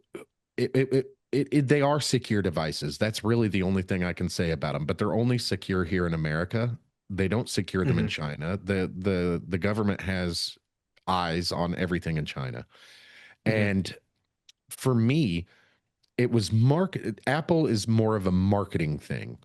They put out a product that was just good enough to get hmm people excited about it, and then they put a shit ton of money into marketing. Yeah. Their ecosystem doesn't work well, hmm and it doesn't work well with itself, let alone with other things. And so I use Samsung, and hmm my Samsung phone with Android, it connects with the computer that I'm using right now, and the computer I'm using is a Windows machine. I can't even, I don't know much about the tech stuff, but I just Yeah. know that Apple is not as good as people want to think or like to say that it is. And hmm I think the majority of time, the people who defend Apple have not used anything but Apple. And Yeah. so they don't really know how systems are supposed to integrate with each other. hmm And it's just, for me, Apple's not a very good product, but they are essentially, people like to say it's an American company. It's not. It hmm is an American that owns. It's an American corporation as far as the money goes through the New York Stock Exchange, but hmm that's it. There's no Yeah. factories here. There's no the same people that like Foxconn. Foxconn hmm makes Samsung phones too. So hmm it's the same company making the stuff, Yeah. and they refuse to move out of China. Yeah. I mean, so I use Apple just because that's what I've always used. But in terms of like PC, I don't use a Mac. I use, Microsoft based computers because they just work better. I would say Apple is just aesthetics. It's truly aesthetics and culture. It kind of was the hip thing. You have an iPhone, iPhones are cool, Yeah, and I'm not, keen on changing and learning a new system, but I will say I'm not like some Apple, I'm not like Samsung versus Apple, Android right. versus Apple. I don't really care that much. Um, I do know that Apple makes it more difficult to communicate with people on other devices, and Apple isn't the best company. But really, the only Apple device I have is like my phone and my watch, Yeah, and those work okay together. The watch isn't that useful. Though I will right. say like it doesn't show the time even that well. So Yeah, I don't know what the I point of it is. I've got one of those Samsung Galaxy watch. So mine's a Uh-huh. Samsung Galaxy Watch 4, and Uh-huh. same man. Yeah. I don't even wear it now. The Yeah. reason why it was cool before, I didn't have headphones.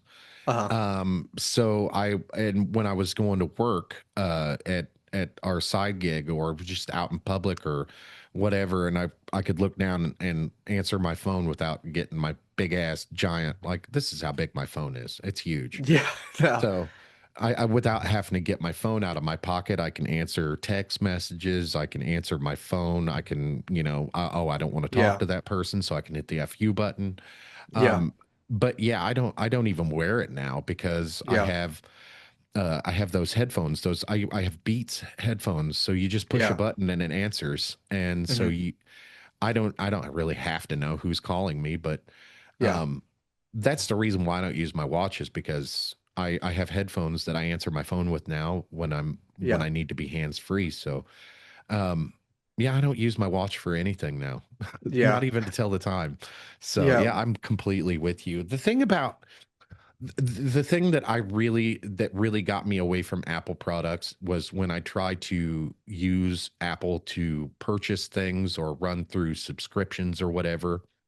So Hmm. I signed up for like Netflix through Hmm. on my iPhone, and unknowingly I wasn't signing up using Netflix. I was signing up using Apple. Yeah. Using your Apple Apple ID. Yeah. Yeah, Apple paid Netflix for me. Hmm. So anytime that I wanted to fiddle fuck around with my app settings for Netflix, I had to go through Apple. When I Hmm. wanted to cancel, I had to cancel through Apple.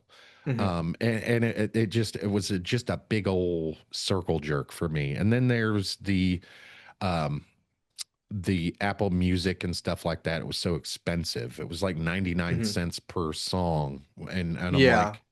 I'm like, okay, there's 20 songs, that's $20 on an Yeah. album where I used to pay, $15 for an album, sometimes Hmm. as low as like $9 for an album, depending on how old the album was, Hmm. to going from that to paying $20 or $25 for a digital only album. Nothing that I could Hmm. hold, nothing that I could let my friend borrow, none of that stuff. Hmm. And it just got to the point where the subscription fees and like Yeah. my Apple bill got to be like $150 a month. And this was like 10 years ago. Yeah, So, well, I will say in slight defense of Apple, they've simplified it a lot more. oh, So have now they? there's like an Apple One subscription, which Okay. is you basically it's like 30 something dollars a month, but that covers like Apple TV, which they have some pretty good shows on Apple TV. They have Apple Music now, which is just you can stream anything. You don't have to buy the individual songs. I remember actually when I was young they still had, you paid for the individual songs. And I was a kid, my mom's card was on it, and I would buy music, on my phone, and she'd be like, "Why are you buying music?" Da da da da on the phone, and I was like, I don't know, I wanted to listen to music." But yeah, but now thinking about it, like if my kid was like spending like 15 bucks for just a bunch of albums and stuff, I'd be like, why are you doing that? Like I would take my card off of it. She never took her card off of it. I don't know why she did it, but but This yeah, I mean, this is how old I am. I'm like, listen to the radio, it's free. yeah, well, I don't know. The radio you have to listen to advertisements, and then also they don't do the cursing on there. They Yeah, put yeah. it's not as, it's not as cool or hip or whatever, you know what I mean? My favorite music subscription services. I use YouTube Premium, and Uh-huh. it comes with YouTube Music for free. And so Uh-huh. I love YouTube Music. And there's a couple artists that aren't on there that I really wish there were. Like Garth Brooks, for instance, is one of them. Hmm. I'm now I know I'm probably going to get a lot of shit for this, but I'm a big Garth Brooks fan. Hmm. And he's not on YouTube. Like he doesn't Yeah. have a YouTube channel or anything. And so Hmm. that's he I think he's on Spotify, but I'm not sure about that even. Hmm. But the cord cutters. Have you ever heard that term, cord cutting or cable Yeah. cutting? Yeah. Back in the day, it got so expensive to have cable that people Hmm. were like, man, what are we going to do? And then all the streaming services came, and there was Hmm. Netflix and Amazon. I think for a long time, Netflix and Amazon Yeah. was it, Hmm. and Vudu. And now there's everything has a streaming service, and it's really expensive. I think the cheapest plans are like $7.99 a month, and Yeah. which isn't bad, but when you have 30 subscription services, it gets up there, you know? Yeah, it's basically the same as cable now. I mean, you're paying Exactly, for exactly. Netflix, Disney Plus, Hulu, I already said, Apple TV. You're paying for Amazon Prime. You're paying for, Yes, which I mean, everyone already pays for Amazon Prime. I mean, I don't know anybody who doesn't pay for Amazon Prime or use someone else's Amazon Prime, yes, but like we're all paying for that anyways. But it's close to, if not more than, what cable was. I will say right. though, I think it's better than cable just Yes. because what's on cable? Like, have you ever turned on a TV Yes, I have. So I like actually have recently? YouTube TV. YouTube TV is my Yeah. cable service. There's not a Uh-huh. shitting thing on there ever. There's And no. the only reason I have it is to watch Uh-huh. sports, which I'm a big Yeah. sports fan. Hmm. And the news. Like News Yeah. Nation is my favorite news channel. I don't Hmm. watch Fox News. I very rarely watch CNN. Okay, Hmm. so if something big is happening, like 2014 Ferguson riots, I Yeah. was watching CNN during that thing because they had 24/7 coverage on it. They were there. Hmm. And so CNN's still pretty good for some things, but I don't watch Fox News. I don't watch Newsmax. I Yeah. watch Sky News out of Australia, but you can't get them on cable. Yeah. And like News Nation is really kind of one of those. Chris Cuomo. I don't know if you're familiar with Chris Cuomo, but Yeah. he's on News Nation. I like that guy. Yeah. Um, and then my favorite guy on there is Leland Vittert, and Uh-huh. he's more of a righty, but Uh-huh. he bitches about both sides, so it's kind of nice to Yeah. have. But Yeah. yeah, I that's mean, the only reason I have YouTube TV. you can get like a lot of those, which YouTube TV I wouldn't count as cable, but like on that discussion, like YouTube is another one of those, like you can get sports and stuff on Apple TV too. Like Yeah, basically everything's being switched to streaming services. And I just think it's better because you can watch it anytime. It's not like you're having to watch it anytime off of your VCR or right. have uh, what is it called? Direct Direct demand or TV direct TV. So yeah, or or no, like I dem think they have their own streaming service now. It's oh, they do. Direct TV Plus or some shit like that. Uh-huh. But you used to get it free when Yeah. you had Direct TV service, and then Uh-huh. they switched it to where you can have the digital only as well. So Well, so I moved into this new apartment, I think, after I spoke to you, because I got a different background. I was in a different room, and now I'm in a yeah, different apartment now. And when we moved in, we get like Spectrum, like whatever, and yeah, you plug it in, and basically it's not, I was expecting it to be like cable, like you can scroll through. It's like its own smart, like I have a smart TV. My TV is a smart TV. right. I don't even use that cable box. I have apps on it. It's connected to the Wi-Fi. I go to my streaming service, right? But or YouTube or whatever. And but it's basically it's like a new screen for a new smart TV that I have to use a different remote for. And you can get on Netflix and Hulu and Disney Plus all on there. And I'm like, what's the point of this? And I guess we have to have it. And it's free. I mean, so it's fine. But, I just don't see like cable's trying to like mix like streaming, and Yes. I just think cable, we should let it die. Let cable die.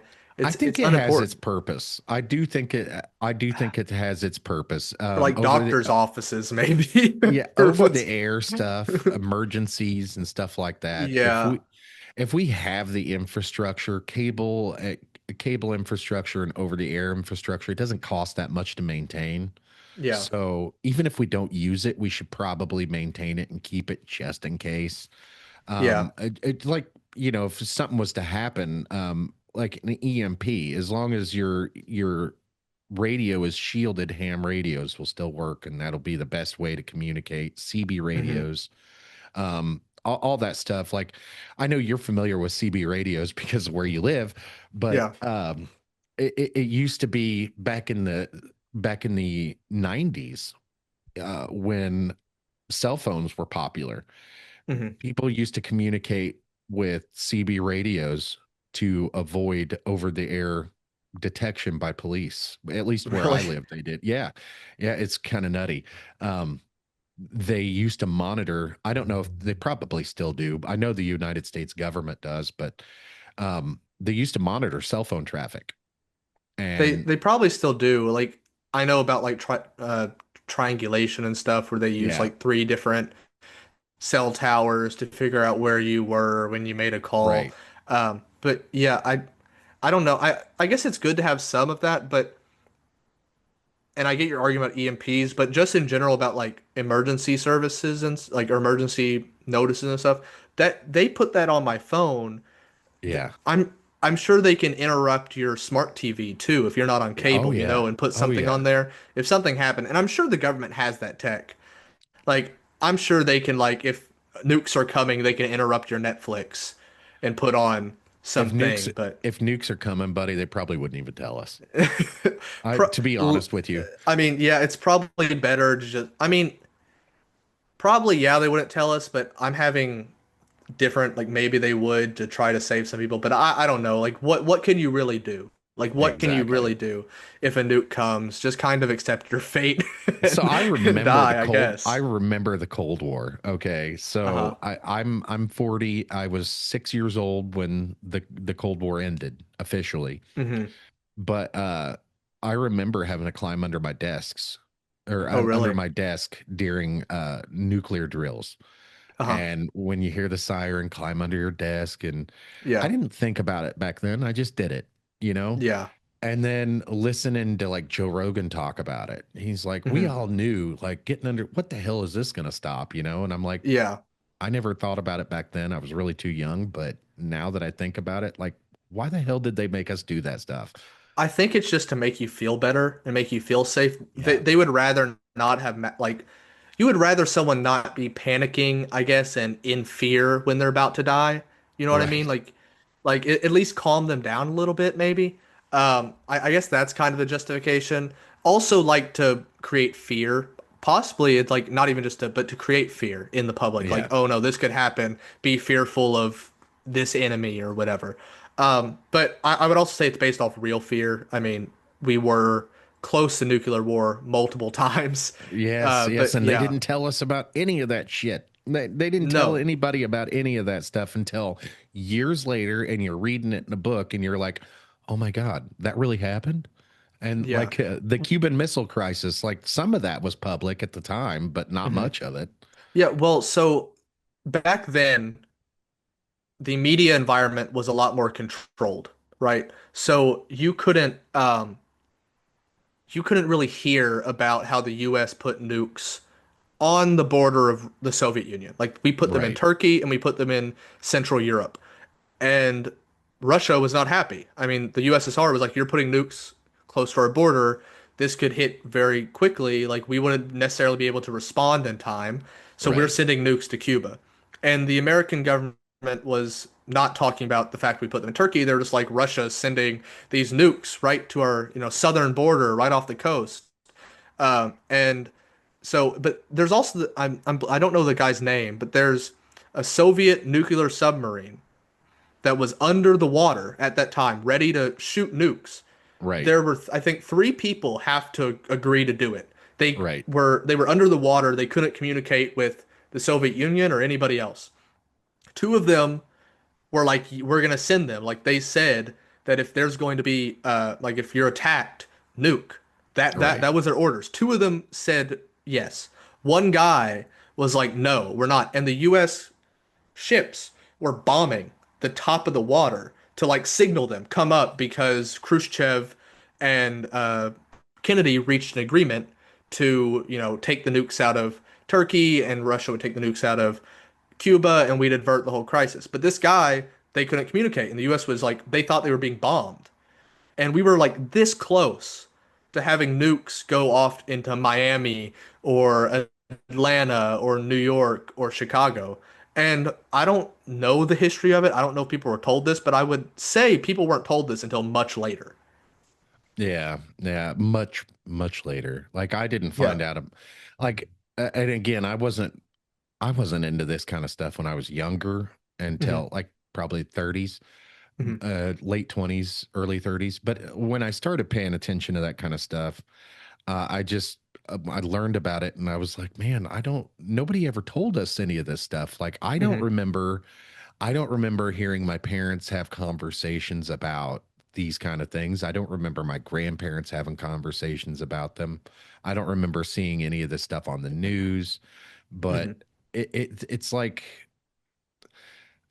the old the old saying that you know, we got a bunch of people in power that, you know, there's a bunch of guns pointed at us all the time, you know, and it's Hmm. unnerving when you think about it, you know, how close we are. I think we're actually in the beginning stages of World War III or in the middle of World War III. Hmm.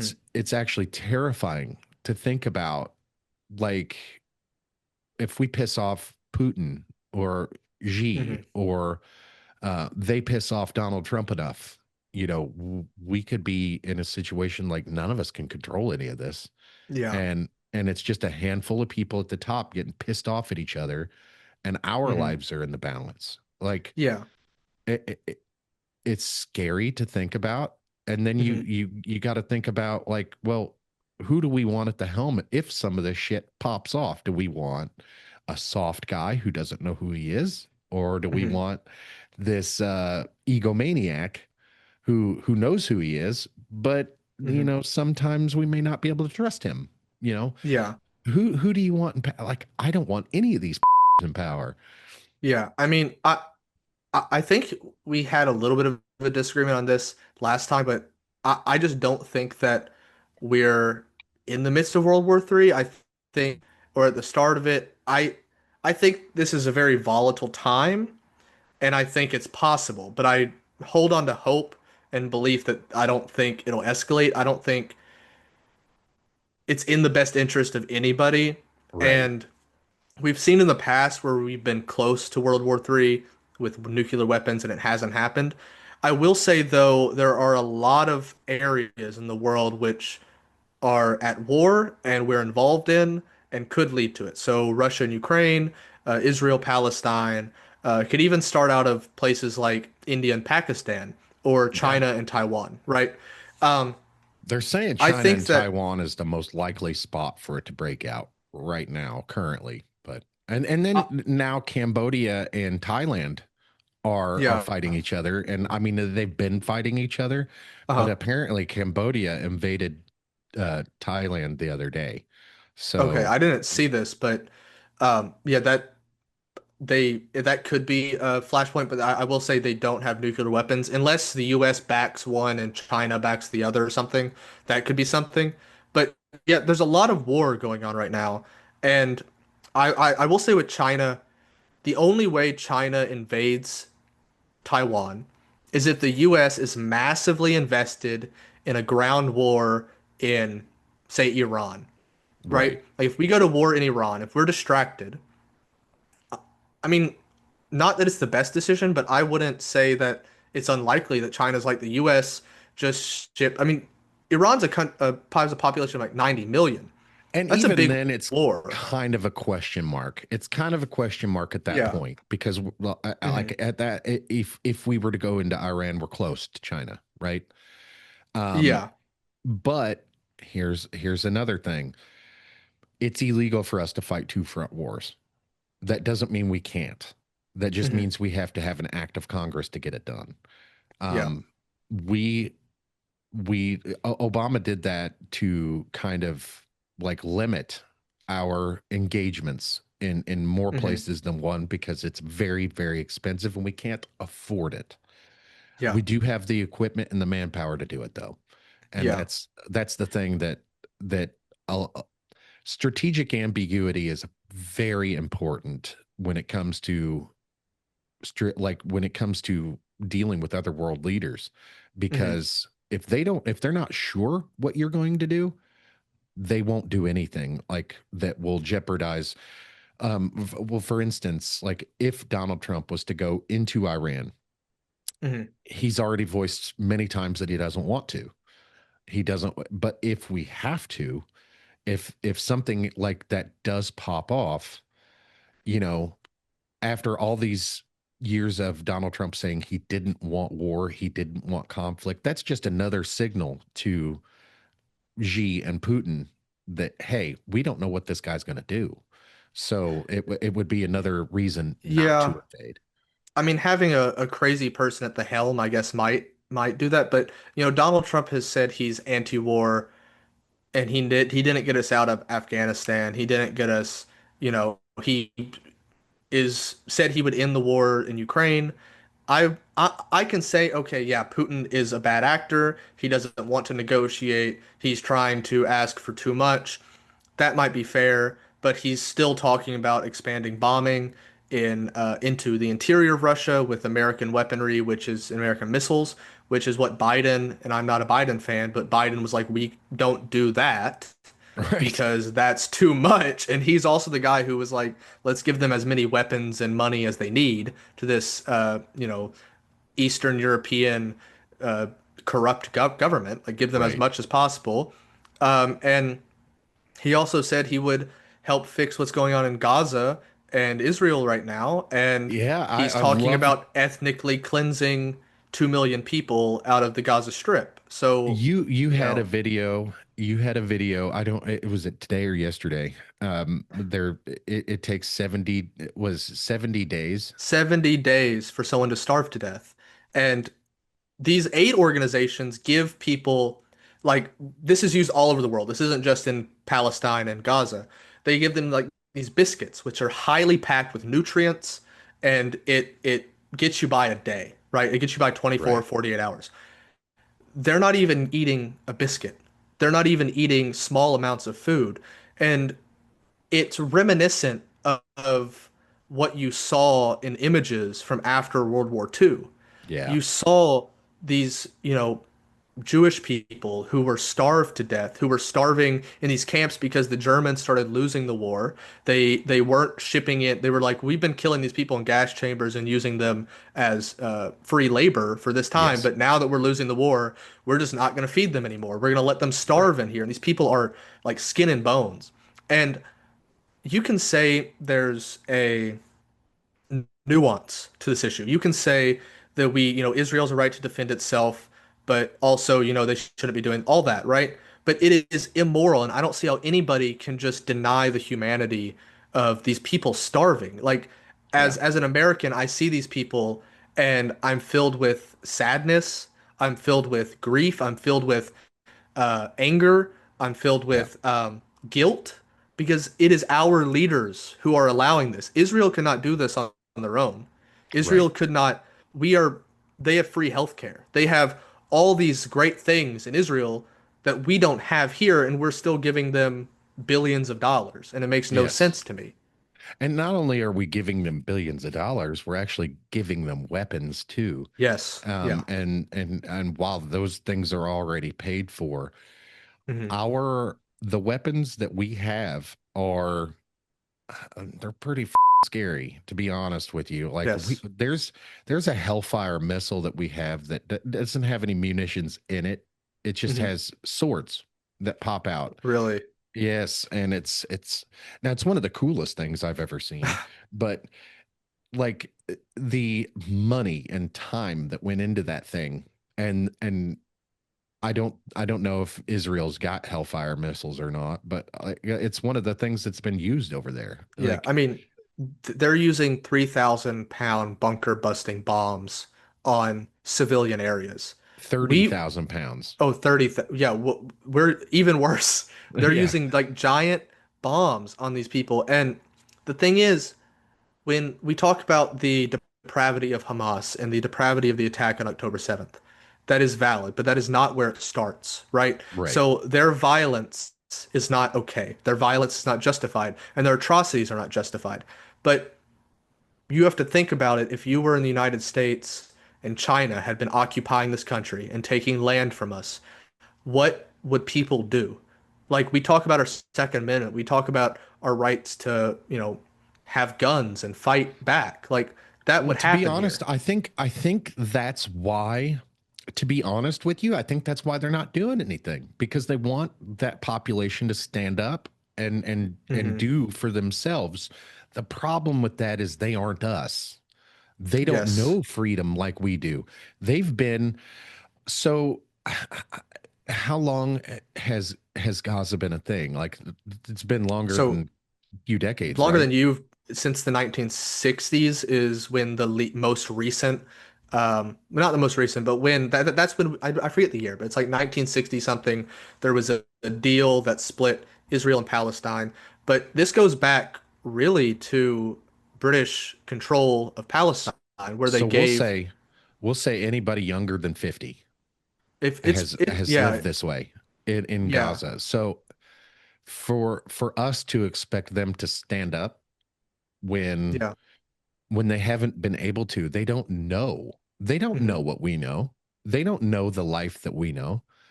hmm Their youngest kids, like you said, 70 days is all it takes for a starvation death. hmm From day one to day 70, you're miserable.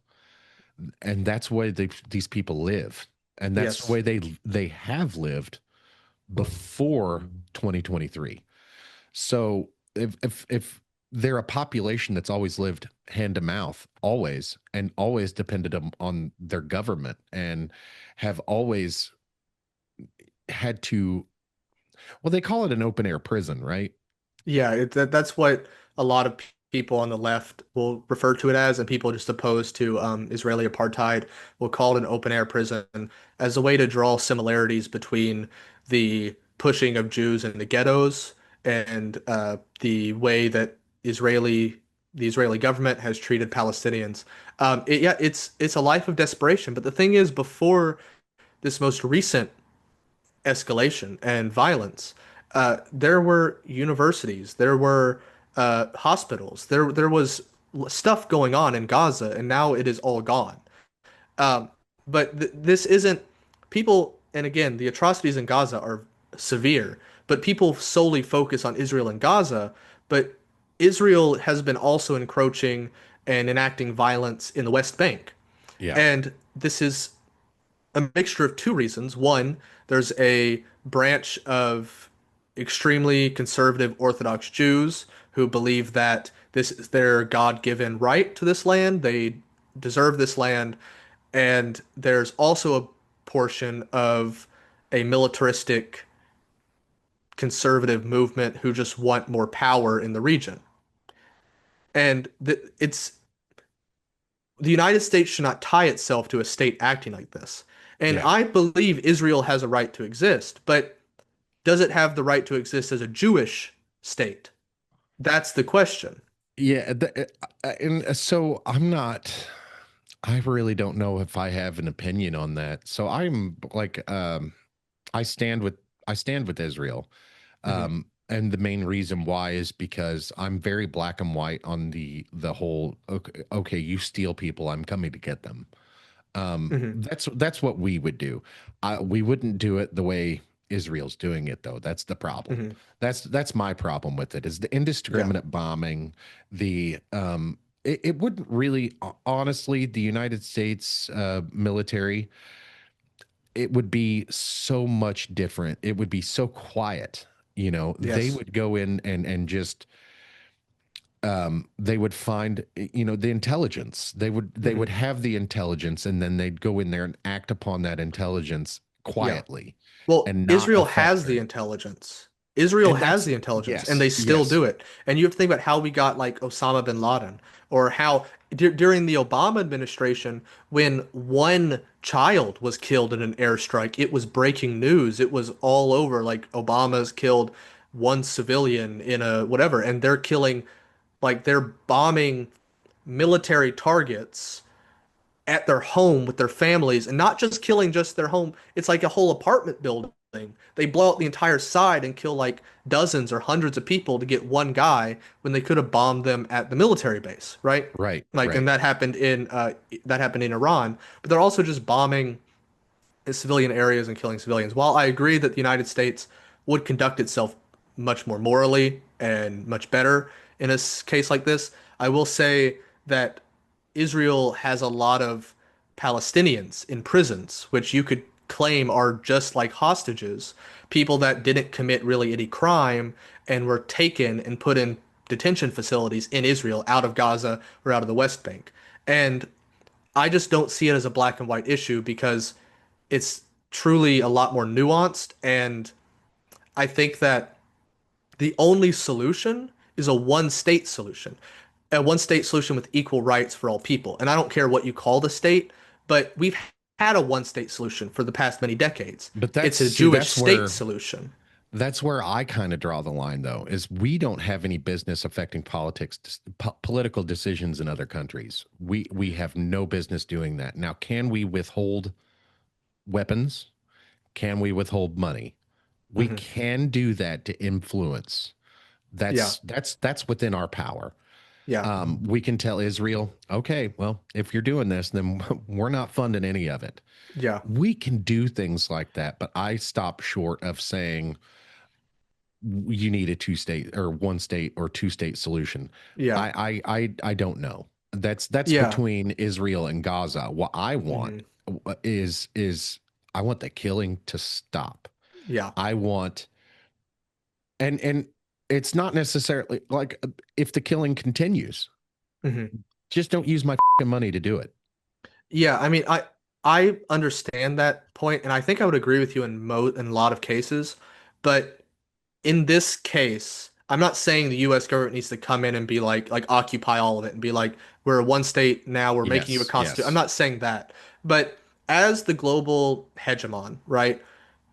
We have a duty, and we have in the past held peace deals right. between many nations. We can host them here, or try to be an intermediary party. But I also think that while we need to cut off support, cutting off entire support of Israel, they've already lost Europe, right? Yeah, The United States is its only backer. If the United States cuts off supplies to Israel, they don't have their own military industrial contractors. They're not making their own weapons. right. And I think that could just lead to more of an escalation of violence. So you Yeah, could see other Arab nations then turn, we're all going to destroy Israel and create an Arab state in Palestine. I think it could lead to escalation of violence. So I think our role is to one, cut off support in terms of weaponry to Israel and funding to Israel, and two is to force the Israeli government to meet with the Palestinian government, possibly enforce new elections. Hamas has said they would step out of power if Israel stopped the bombing and the war. I don't know if they've gone back on that, but they did at one point. We could have new elections in Palestine, both the West Bank and Gaza, enforce that through either U.S. troops monitoring the election or UN troops. And I just think Israel Palestine is such a key issue. It's such a key problem of our generation. And it really does determine a lot of our future foreign relations. yeah, And so I think it's a key issue we should try to find a solution to. I mean, I would also maybe agree something similar to Ukraine and Russia. I mean, but it's much less likely when Russia is a world power. right. Israel and Palestine and these other Arab nations are not, I mean, Israel's a nuclear power, but they're not on the Not same technically, scale they're as not. us. Well, not technically, yeah, but they're not on the same scale as Russia, China, or the US. You know what I mean? So, Right. Yeah, but I completely agree with that. The whole Russian Ukraine thing, man, that I've since the very beginning of that thing, I've been I, I, I'm on Ukraine's side. You know, mhm, Russia didn't have any business invading.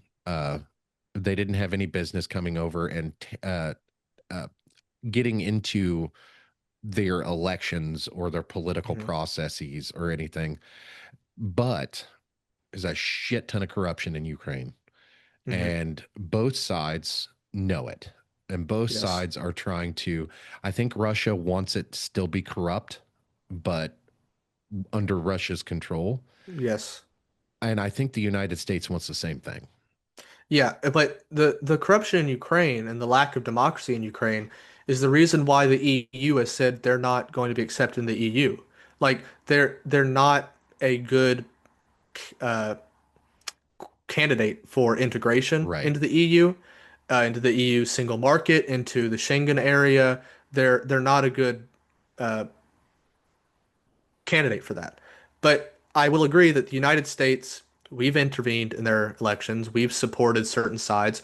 Russia has, I think, to a greater degree, just because of proximity and Right. historical connections. Um, I think that most Ukrainians don't want to keep fighting. Like, Yeah. they don't want this violence.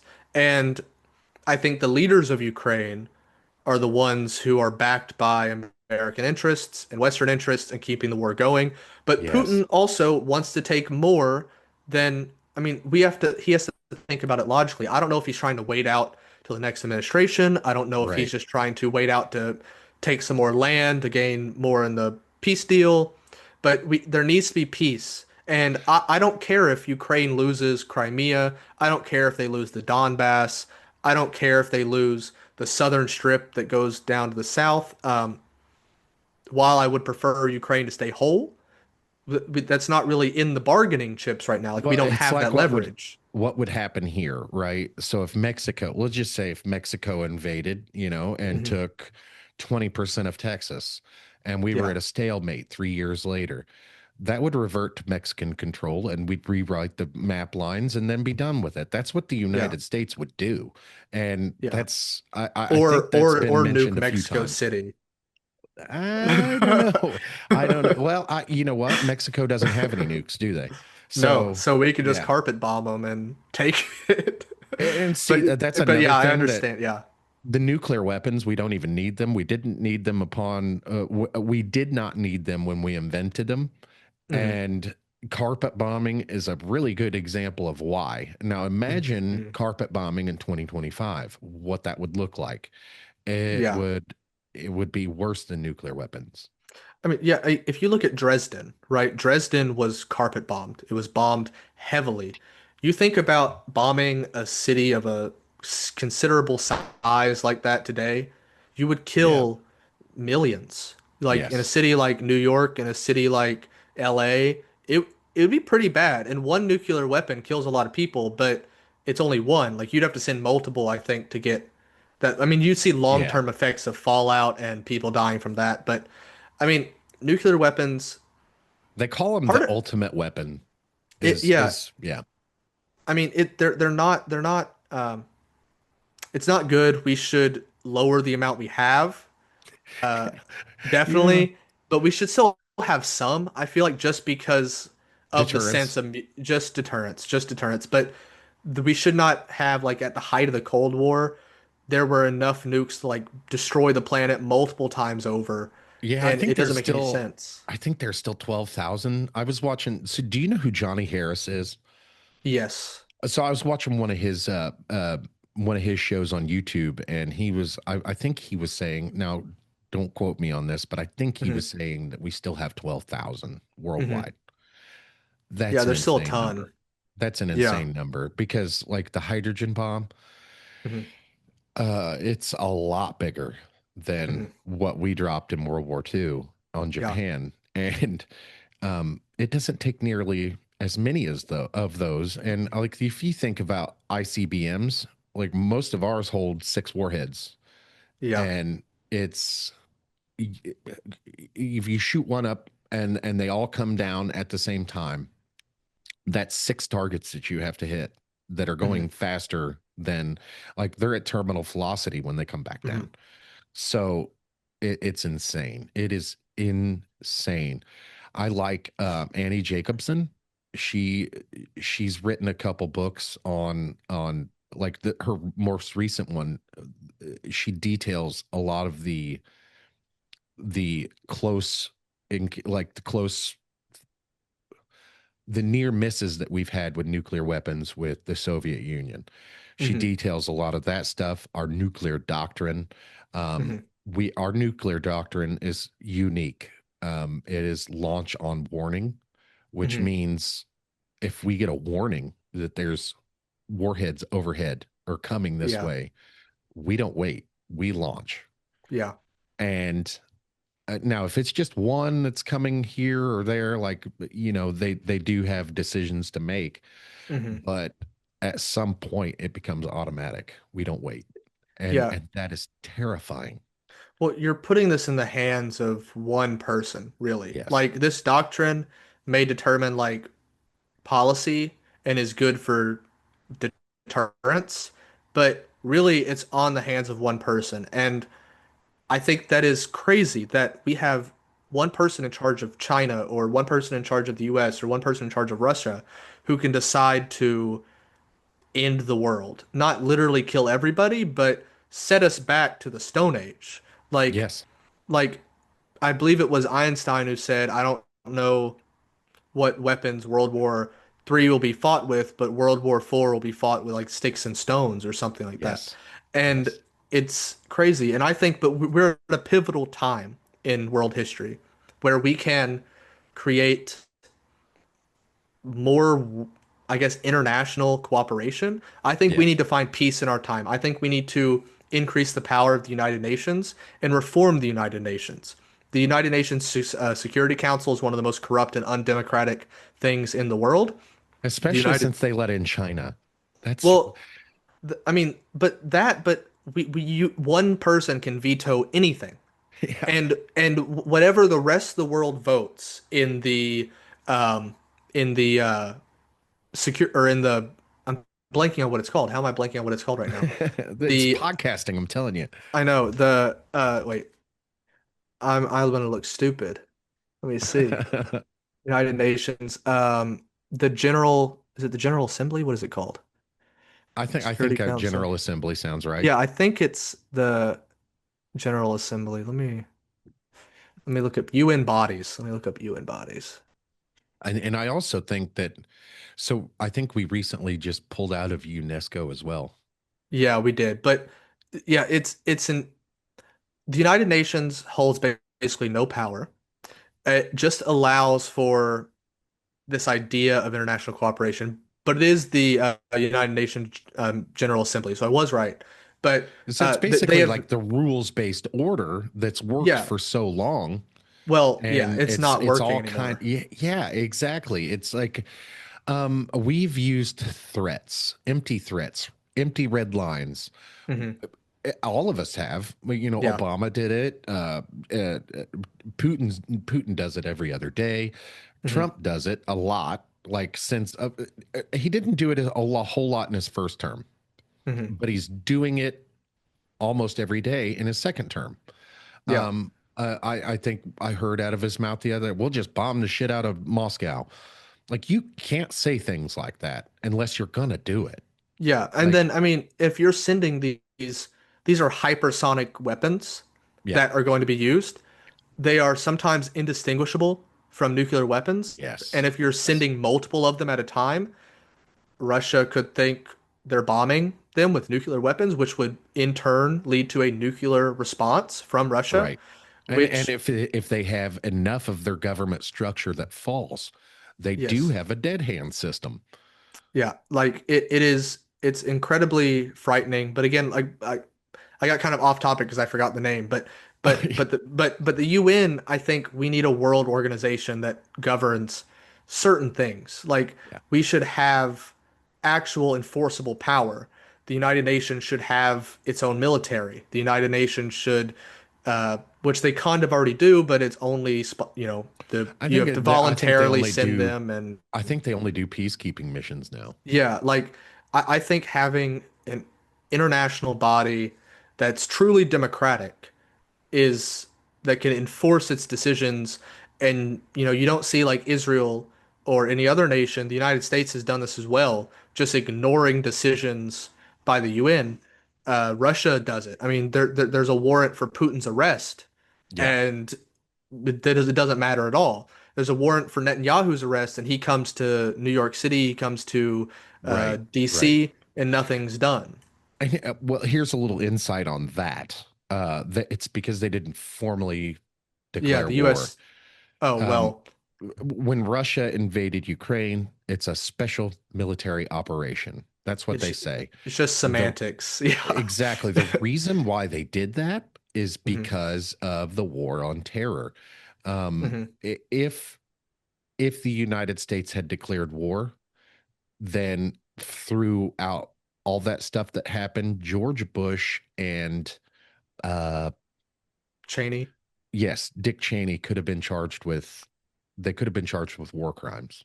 Okay, well, Since there was no formal declaration of war, mhm, nobody does anything about it. Nobody says anything about it. yeah, And so I think that's why Putin did what he did and calls it a yeah, special military operation, and mhm, why ultimately nobody's going to him over the war crimes he has committed, yeah. because he did not formally declare war. Well, what's interesting is the United States literally, and I'm blanking on what the name of the bill is, but if an American soldier is arrested and tried in The Hague for war crimes, we have a bill that we will invade The Hague and take them. Like, we will send our military there to take them back. Like, we It's have a bill to wild. invade them. I know, it's crazy that, and like, they're our ally. Belgium is in NATO. Belgium's our And, ally, and we would and this invade is them. exactly who we used to prosecute the Nazis. And And we took in the Nazis, right, the ones what's we good for the liked. yeah, well, I don't know.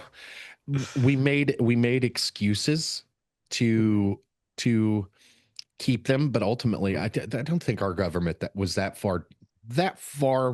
I don't think the people that ran our government were that much different than the Nazis that came here. Y- Probably, yeah. I mean, there were a lot of like Ford, Disney, these people sympathized with the Right, Nazi regime. Obviously, this was prior to public knowledge of the Holocaust and many of the right. atrocities, but they still liked his rhetoric Yeah. on those issues, and they liked Hitler's um, authoritarian governmental structure. Yes. Yes. And, So, and we've taken a lot of that stuff and made it American now. well, that's something that the Soviets, which I'm not fond of the Soviets, but the Soviets would refer to the United States as in the West as like the continuation of the Nazis, Yes.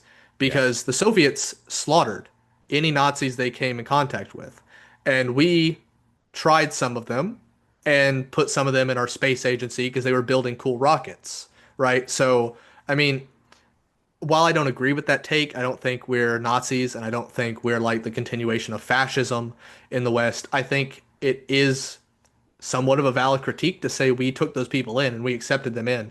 But that's the thing about We changed things. fascism. So, like, things, Yeah. but things became like so the American government, in my opinion, the United States government at that time, they they were just trying to uh not up, I think. Hmm. And um of course, when we Operation Paperclip, Hmm. that was an opportunity.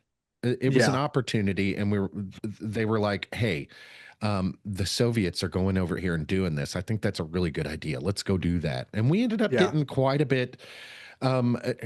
It's debatable on who got the better people, but Hmm. we made it to the moon. you Yeah. know like, I don't know if that's true, but I like to believe that. I like to believe that we did make it to the moon. Hmm. But look at Sputnik was the first Yeah. man-made object in space. That Yeah. wasn't ours, that was Russia's. Yeah. And we were in a competition, and I think at the time they had to do what they had to do. I think that's ultimately the thought behind it. Yeah. It was, we were in competition with the Soviets. The Cold War started basically as soon as guns were laid down between Germany and the Allied powers, which at the time Russia, the Soviet Union, was an allied power. The Yes. United Nations is the continuation of the Allies. Yes. Like, there was the original France, the UK, the United States, and Russia, the Soviet Union, and China, the old China, the Republic of China, who were fighting, the Japanese. And then all the colonies, once they got independence, because they were still colonies at that point, like we had a giant expansion in the number of countries after Yeah. the end of World War II, because the French still controlled West Africa. Like, it Right. was under French rule. And the British controlled Cape to Cairo, and so these countries kind of just got integrated into the UN after they gained independence. And then other countries like India and countries joined. But yeah, so it's just a continuation of this post World War II order that I think there's no need to have this post World War II order anymore. We need a new order for a new era. And Yeah. I think we need to do that. sooner rather than later, else we're going to see escalation all over the world. And it would be kind of nice if we didn't have to be the big boys on the playground anymore. It would be Yeah. kind of nice if the United States didn't have to run shit alone. It would be Hmm. kind of, prior to the Soviet Union, Russia were friendly with us. Hmm. Like I didn't like not a whole lot of people know that like Yeah. Russia and the United States were very friendly with each other prior to the Soviet Union. Yeah. And I, I I I really love Russian culture. I really love Russian Hmm. people.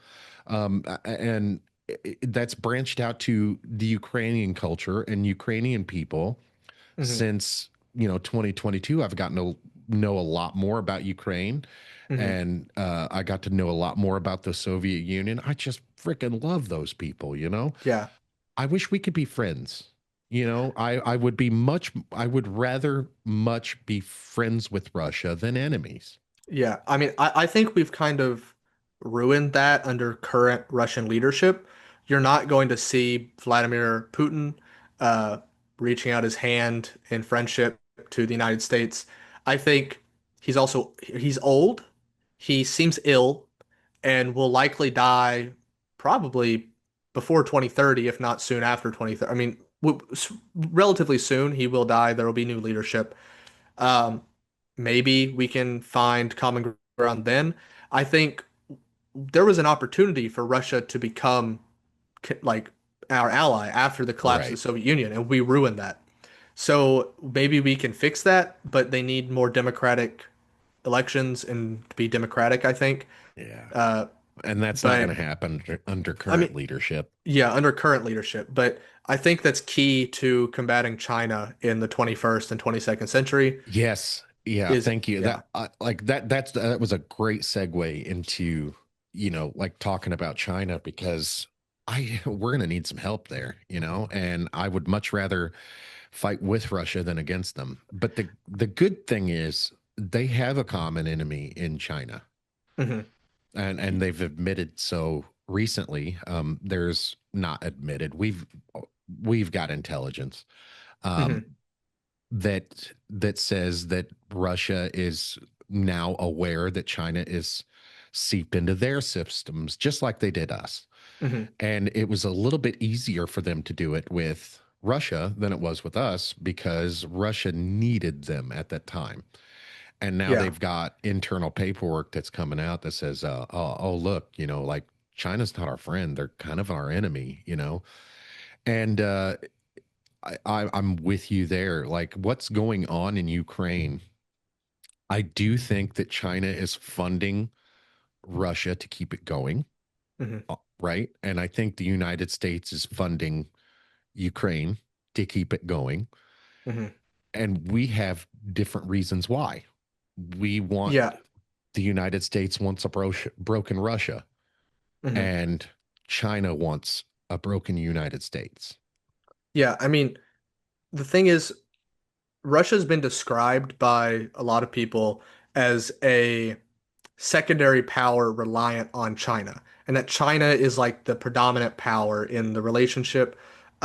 We can easily pry Russia off, but again, I think it needs new leadership. And China is our biggest threat going forward, not just militarily, but in terms of influence in the world. Economically, Yes, influence, everything. You're right.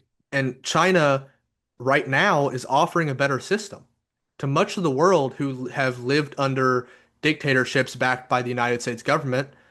They're like, I'm fine living under a dictatorship that's supported by China as long as they give us, more of our, like more rights to our resources. They invest in our infrastructure. These people are like, we've already had dictators. We'll keep this dictator and we'll just have better roads. We'll have better infrastructure. We'll have Right. an increased cost or increased quality of life in our country. And the United States needs to offer a Marshall Plan, I think. We need to change our kind of our That's a damn stance on good this. idea. Yeah, invest in Africa, invest in Latin America, and invest in China's backyard. Give them loans, they'll pay us back, and we will And increase. even if they don't, so I think that's where like the United States and China are actually pretty similar. Is the Uh, United States really doesn't care about the loans being paid back? yeah, Yeah, I mean, we just give them money, develop their economies. And when people go to a school built by the United States, when people live in housing that was only available because the United States gave their government money, they're going to be loyal to the United States. When we're no longer bombing them, killing their children, killing their mothers, killing their siblings, they will be more fond of us. We, Right. we seem to think that these countries, go to China because they hate democracy and they're jealous of us and they just hate America. No, they No, hate what we've done. they're Like being that's nice. yeah, like we just need to change our approach, and I think it's highly possible. I will say though that when we're not investing here at home, when you try to invest somewhere else, Americans feel shafted because why are Yes, you yes. developing, Nicaragua? Why are you developing Nigeria when here in Alabama, here in We're Kentucky, here having in rolling Missouri? blackouts. Yes, it is. It's outrageous that so we just need massive investment here at home and across the world. And I don't think either of the leaderships of both parties are going to do that. I think we need massive change in this country. I think we need every single member of Congress needs to get out. Like we need new Yes. election like primaries against all of them, and we need a new we need to go at it again, really. And that's the core solution. That's the fact that you're 22 years old and you're that aware. Like Congress is a huge issue, man. They haven't been doing shit for the last for well, since 2001, you know. Well, Uh, even then, I mean, they just gave the power over. yeah. Like they just gave the Patriot Act, they gave the power over the president. Yeah. And I watched I can't think of the guy's name. You know that weird Republican from New York who like got kicked out of Congress. Which one? Oh, Um he's like really flamboyant. He like went on a couple shows. He does has wears like makeup. He's funny. I no, can't think of his name. I don't He's know. he got kicked out of Congress. Republican from it's Yeah, it's gonna get to you. yeah. That's the great thing about having computers right in front of us too. Yes. That's You George know, Santos. George, you know George okay, Santos? yes, yes. He was expelled from Congress, right? He went on Tucker Carlson, and I make a scent like, or I purposely will watch things I disagree with so Me that too. I can understand because I do not like Tucker Carlson, though I think out of the people on the right, he at least criticizes the people in power, which is Right. good. Is he doing this for his own benefit? I don't know, but he criticizes them. He hit on George Santos, and I don't like George Santos either. And I'm making sure I say this so people don't cut it and say that you like Tucker Carlson and George Santos. But George Santos said there is so much like degeneracy happening in Congress. There's underneath of their office buildings, there's I forget what they call it. They're having intercourse Yeah, with yeah. staffers, and this is a problem, such a big problem. People have brought up putting up cameras, but then when they say this, they're like, no, we can't do that because these same people who don't want to put up the cameras are the same people going down there.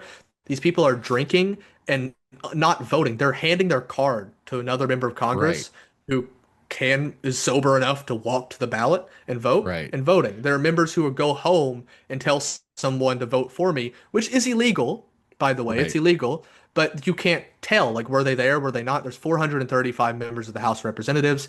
There are voting booths under the area where the public sits, so they can't see like maybe they were underneath of me. Like so there's so much corruption and degeneracy in Congress. Like these people are I think it's an ego thing because these yeah, people think yeah, they are, we are the most respected leaders in the world. We are the core of American democracy. We're, they all need to be gone. They all need to be yes. gone, and we need to primary all of them. And big money is the reason why these people stay in here. And we need a constitutional amendment in this country to ban money in politics. In like Pr- full stop. yes, yes. I completely agree with that. And that's I think during was it that interview with George Santos and Tucker Carlson, they said that that needs to happen. Both of them said that, I think, I if I don't. remember correctly. They might have. I don't fully recall. just kind of remembered I that didn't part. listen to But that I didn't listen to the whole interview, to be I, honest with you. I like leave podcasts on and I'm doing other stuff. So I like Right, tune in and out of right. listening. But yeah, it's a shame what Congress has become. And we just need major reform. It's very difficult to see how we're going to get that reform. It's very difficult to see at this point, like what we can do. But I think people just need to keep showing up each and every day, whether And I that's hope it on, doesn't take a civil war to do it, man. I I don't, honestly, yeah, I don't think about it, 6 months ago, I would have, if you'd asked me about civil war, no, no, it's impossible. Civil war is impossible. Now I'm not so sure, man, because things aren't. The people that are pissed off, nobody's doing anything to make them not pissed off. It seems like I, they're doing things to make them worse.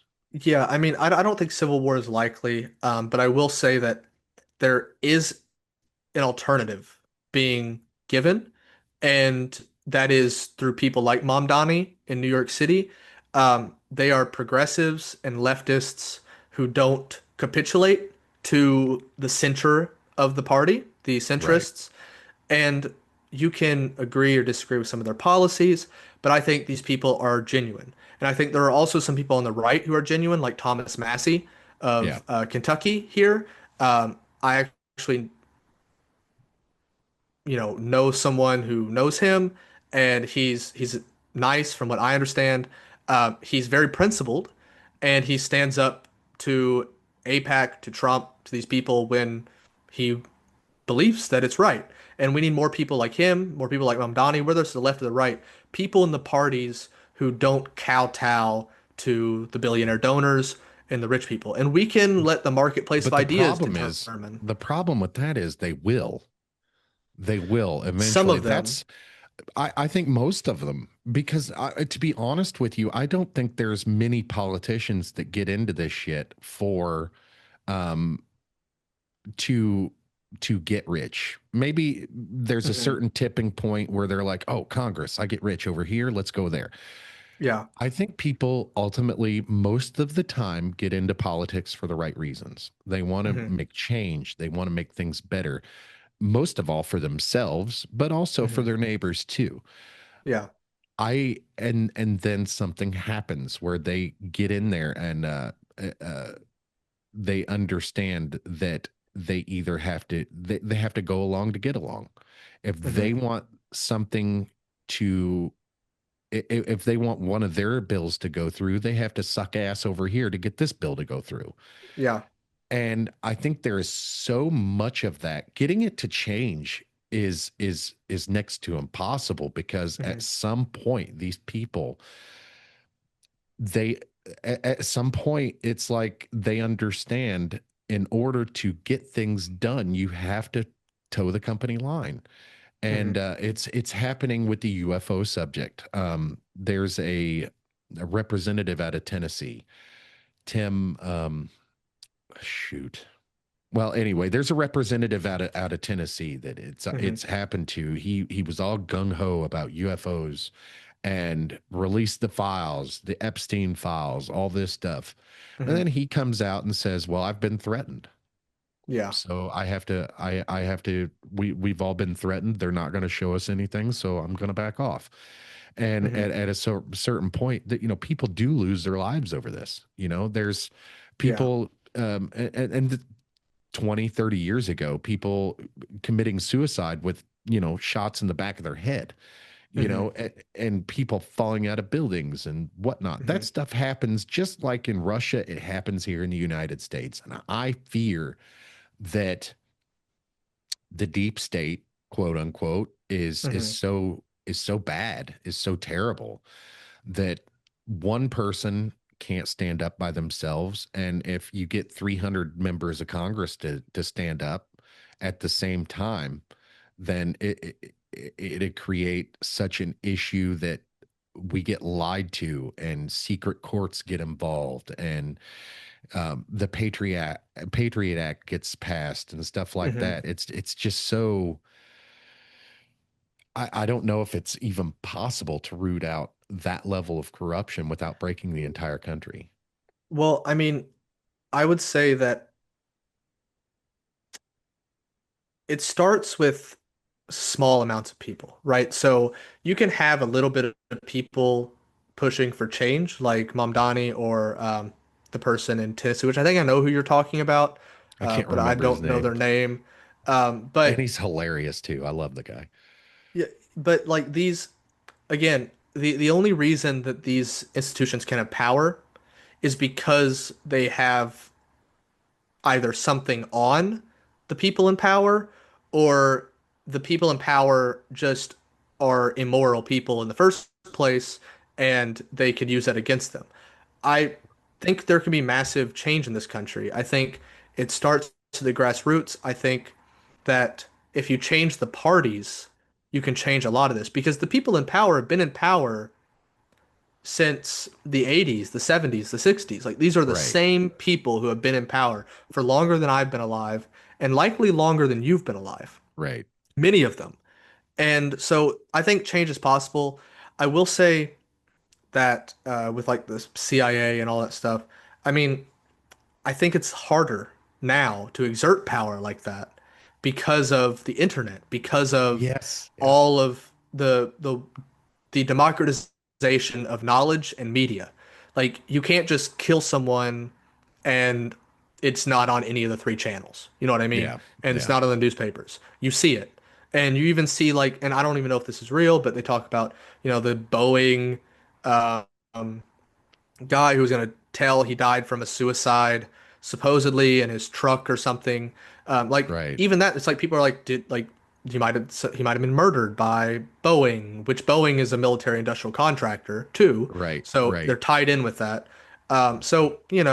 But I think that we just have to focus on what we can change and hold out hope because having the idea of violence being necessary to change anything or like collapse of the country being highly likely to change anything, that kind of puts you down that route in like without even considering other options. And I think democratic Right. reform is possible. I think really, while I don't like FDR ruled like a king in many ways. FDR ruled like a king and ruled by executive decree and made people follow a strict party line when it came to what had to go through Congress. And that was good. At the time, FDR served, he was Right. elected 4 terms. He passed Social Security. He reformed the United States a lot.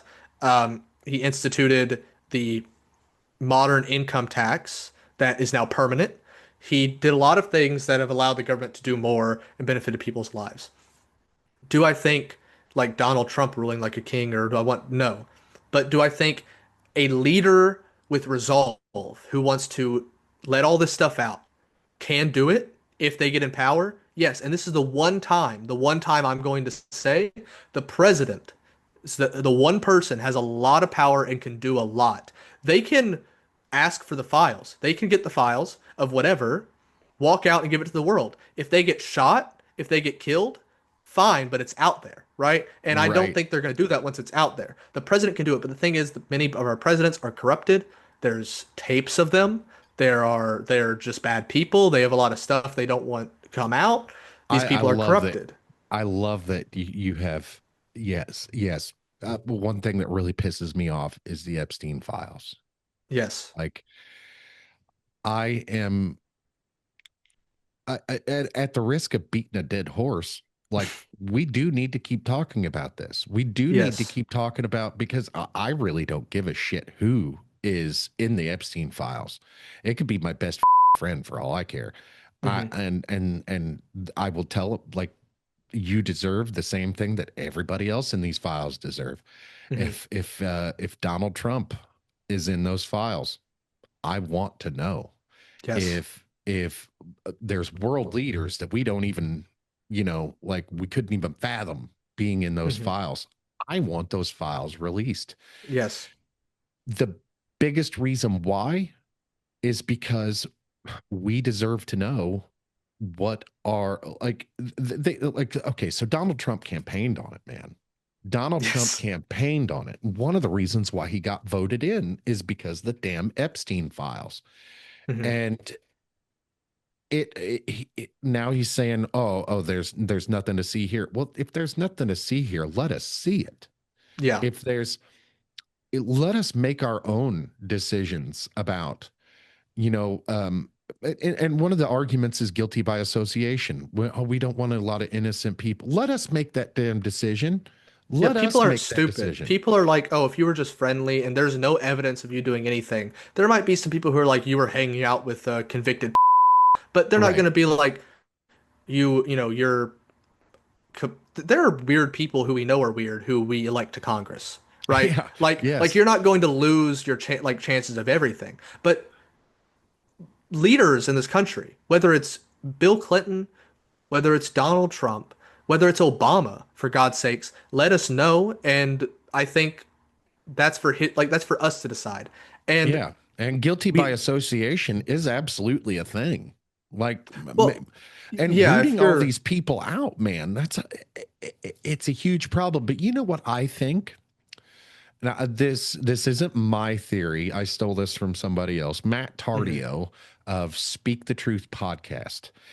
mhm, He posits that it was a CI, like that Jeffrey Epstein was not a intelligent asset.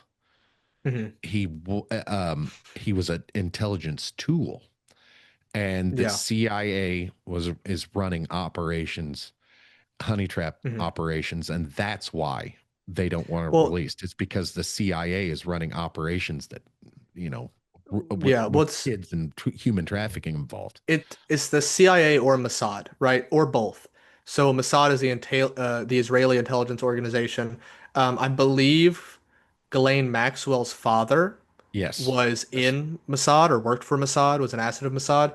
Um, there's connections to both. I mean, it's extremely saddening that these intelligence agencies have this control over Right. members of Congress, over business leaders, over world leaders. And yeah, it should be out there. But also, I will say there have been CIA agents accused and charged with uh, sex crimes with Yes. minors, Yes. And and nothing happened to them. nothing happens because, and I'm blanking on the exact phrasing, but I'm gonna try to give it from what I remember. It's like letting out methods and proceed or something like Yeah. something about Sources and methods, methods. sources and methods, right? And the fact that they could give out sources and methods when they're being tried for like being a pedophile and Right. assaulting a minor is you have to connect the dots of, well, are they doing this in the CIA to other people? And then if they're allowing it, that kind of gives it's okay pass to Right. the weirdos and the creeps in the CIA to do that. And it's one of the worst crimes you can do. It's one of the worst Yes. crimes you can commit. I'd say it's worse than murder. Yes. I mean, you are subjecting someone to that for the rest of their life. You're not just ending their life, which murder is Yeah. horrible. But There was a guy on, I think, Joe Rogan that said something similar to what you just said, and he got a whole bunch of shit for it. And I'm like, well, I mean, yes, murder is snuffing out a life. yes, However, the trauma that you caused is now being being dealt with for the rest yeah, of their life, and which you just killed their soul. So I mean, yeah, I it's agree with you in some instances, and actually most instances, it may be worse than murder. yeah, and often it leads to depression, which can lead to Yes, suicide. I mean, drug just abuse, it's alcohol abuse. it's Yeah, it's sad and it's disgusting. And I think that these people, if our leaders engage in that type of activity, if our leaders are that morally corrupt, while they claim to be the leaders of the shining city on a hill, while they claim to represent democracy and freedom, and they are engaging in those types of actions, I think they're blatant hypocrites, and I think they need to be in prison.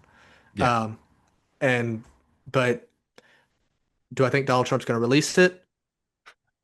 He might He'll release some use of it. it, He'll use it but for all it's worth before he does. I'm yeah, pissed off about it, man. I'm really yeah. pissed off about it. You know, um, did you watch that podcast, Joe Rogan podcast with Cash Patel, the most recent one? I saw parts of it, but I saw Cash was like, yeah, there's I haven't seen anything, which is what they do, like plausible deniability. I didn't look because I was told that don't look or else you're gonna have to lie. Like I Right. yeah, I don't You know they looked. But yeah, well, he yes, said but he said we don't want to re-victimize yeah, the victims, right? yeah, What the are you doing? Right? What are you doing right now by not yeah. releasing this shit, not releasing it to the public? You are victimizing the victims. Yeah, and people are going to keep talking about it, which only makes Yes. people think about it longer. If you released it, yes, there would be a period of people talking about everything being released, but eventually when justice comes and it's been coursed through, people have looked at it, it's not going to be talked about that much. One And and wouldn't two, you think the victims would rather it be released? Like yes, maybe they would. maybe redact their names, or if there's Yes. videos or whatever, you Hmm. blur out. Like we have had the capabilities to make blurry figures Yeah. for eons. So Hmm. like what about that would victimize them or re-victimize them? You know? It's just a talking point is what it is, trying to gaslight us and lie to us and justify their abuse of power and corruption. And these same people who were on the MAGA right talking about how we need to release these files, talking about the corruption in the system, they have become the swamp. They are the swamp, and Donald Trump has only brought in new lizards and new alligators to the swamp. That's all he's done. And I think someone needs to actually drain the swamp is what needs to happen. I think that Donald Trump's his intention may not have been to add more to the swamp with, and um I'll use like Cash Patel, Dan Bongino, Pam Hmm. Bondi, um and a handful of others, Kennedy, and Hmm. what the hell is her name with the ODNI? Oh shit, Tulsi Gabbard. When we're talking Yes. about those type of folks, I don't think that they were brought in as an intention to add more to the swamp. I think Hmm. that they were brought in for loyalty, and that's ultimately what's adding to the swamp is their Yeah. loyalty. If you see these people come out, you can see it on Cash Patel's face that he's lying. You can see it Hmm. on Pam Bondi's face that she's lying. Dan Bongino, him being forced to lie is like he's threatened to quit and everything. Yeah. And you see these people. I think Pete Hegseth is. I love Pete Hegseth. Not only because he's pretty decent at his job, but also because of the mistakes that he makes are hilarious. But uh, and just seeing the guy in front of a camera, he's funny. But anyway, I think their loyalty ultimately is what is filling the swamp now, and we wanted these loyal people because we wanted them to come in and do the things that Trump couldn't do his first time around. But Hmm. now they're becoming just like the people that the left feared they would be. Is Yeah. only just we're just going to do what he says. We're But we're not going to just give any following pushback. orders. It's a tale as old as time. And It's the Donald, exact opposite of what they promised us when they were elected. well, Donald Trump is an egomaniac, and he's been a liar his entire life. So you cannot trust the man. The man is very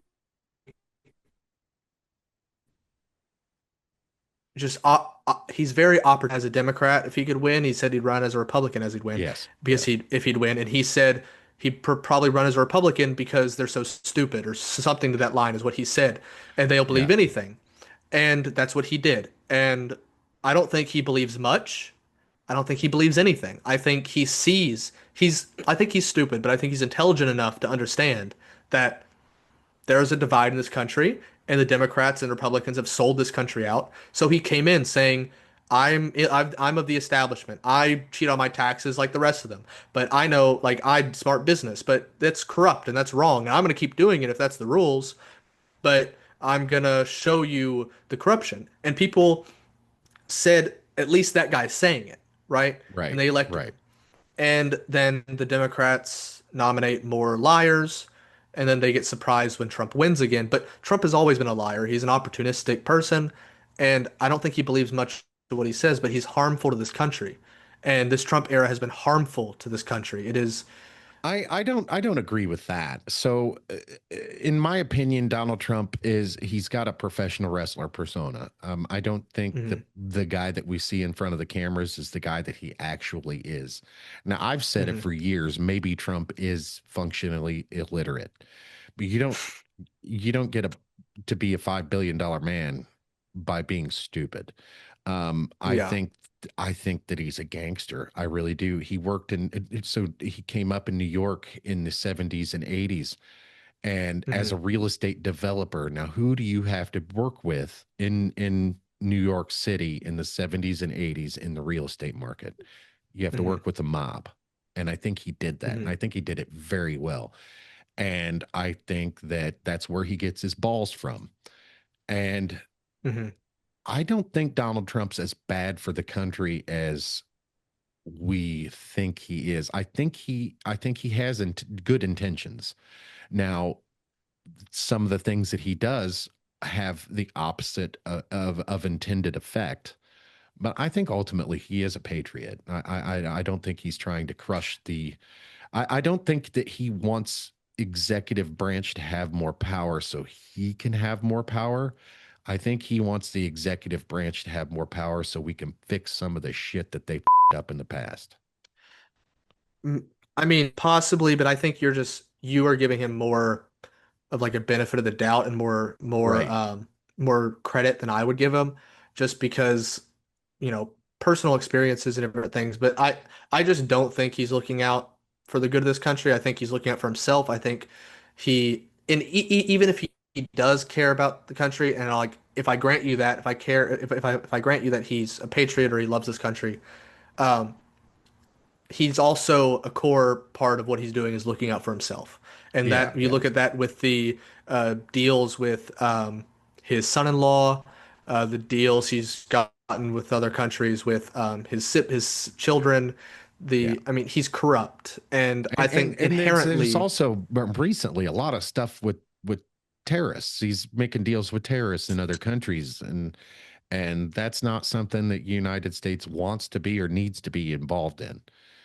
yeah, and I mean, he's I think if I'm going to say something good about the Trump era, it is only that it has shined a light on the corruption in this country to a larger audience of people that mostly have just gone with the flow for most of their life. Yeah. They've just thought that, they didn't pay attention to politics, they didn't pay attention to all this. He has shown the world and the American population the inadequacies of our current system and the inadequacies of the people in power, and he's shown the corruption and the oligarchy that we have. I do not think he's the person to fix it. I do not think he's the person to find a solution for it. I do not think he's the person who will. I think that that'll have to come from a progressive. Do you Truly, I think think that it'll he have to was be. do you think he was the best option of what we had? No, but I don't blame people, and I'm very nuanced on the discussion. So I think if I was able to vote and I was as educated and knowledgeable as I am now, I would have voted for Hillary Clinton in I did vote. I 2016. did vote. I did vote for Hillary Yeah, in 2016. So and I would have voted for Biden in 2020, and I did vote for Harris in 2024. Um, do I like those people particularly? No. Um, do I wish that Bernie Sanders would have been the nominee in 2016 or 2020? Yes.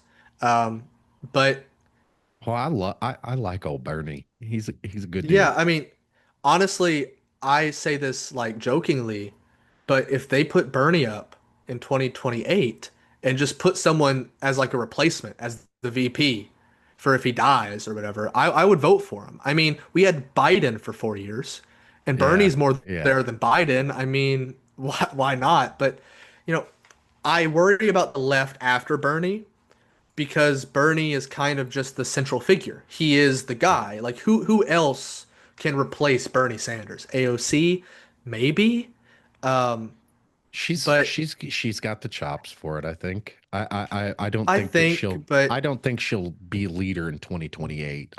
But I think no, she's yeah. got the chops for it. And she seems to be actually AOC seems to be actually kind of maturing a lot in not only the way she behaves, but also in her policies. Hmm. So actually, a lot of her Yeah. policies aren't terrible, like as Yeah. somebody on that's voted on the right side for the last 8 years. I, Hmm. I I could see a lot of benefit to her, like Yeah. but do I see a passing of the torch? I don't know. I really don't Yeah. know. But I think David it's Hogg, like that guy scares the shit out of me. David Hogg is like, while I think that the DNC shouldn't have preference to anybody, I think, and I think many of the people in power need to be primaried. Yeah, It's the problem progressives had with the DNC was that they would support the centrist corporatist Democrats. They would support the establishment and screw over the progressives. I would rather a system of the DNC not getting involved at all. They don't endorse you if you're an incumbent, and they don't endorse you if you're in a primarying somebody. Don't endorse anybody. The DNC is to raise money for the nominee. That's all the DNC needs to be used for. It does not right. need to exert its power on primaries. That is undemocratic, and I don't think David Hogg should be trying to get the DNC to do that. I think I haven't stayed as up to date on it. I wasn't he fired or something, or I'm not like sure. I'm not, but just looking at the guy, I don't, it's kind of no. like Gavin Newsom. It's kind of like Gavin Newsom, Yeah, he Gavin's might be a just decent dude, but I I probably don't not. think so. I don't think so. Everything that I get from that guy is he's a smarmy asshole. And Yeah. he says the bullshit that comes out of his mouth, he only says because that's what he needs to say to get out of what he's gotten himself into at the moment. Hmm. I've watched him on podcasts and I've watched his opinion totally change from day to day on different things Yeah. based on who he's talking to. Hmm. If he can weasel dick his way out of a conversation by just spitting out some random bullshit, depending on who he's talking about, that's what he'll do. Yeah. I watched him on Charlie Kirk, or I watched Charlie Kirk on his podcast, and Charlie Kirk Hmm. was great. I agree with Charlie Kirk on a lot of things. I disagree with him on some things, but it seemed like Gavin Newsom was just trying to pander to him.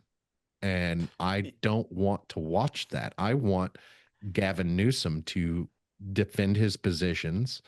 Uh, but most of all, I'd like him to say what the his positions are.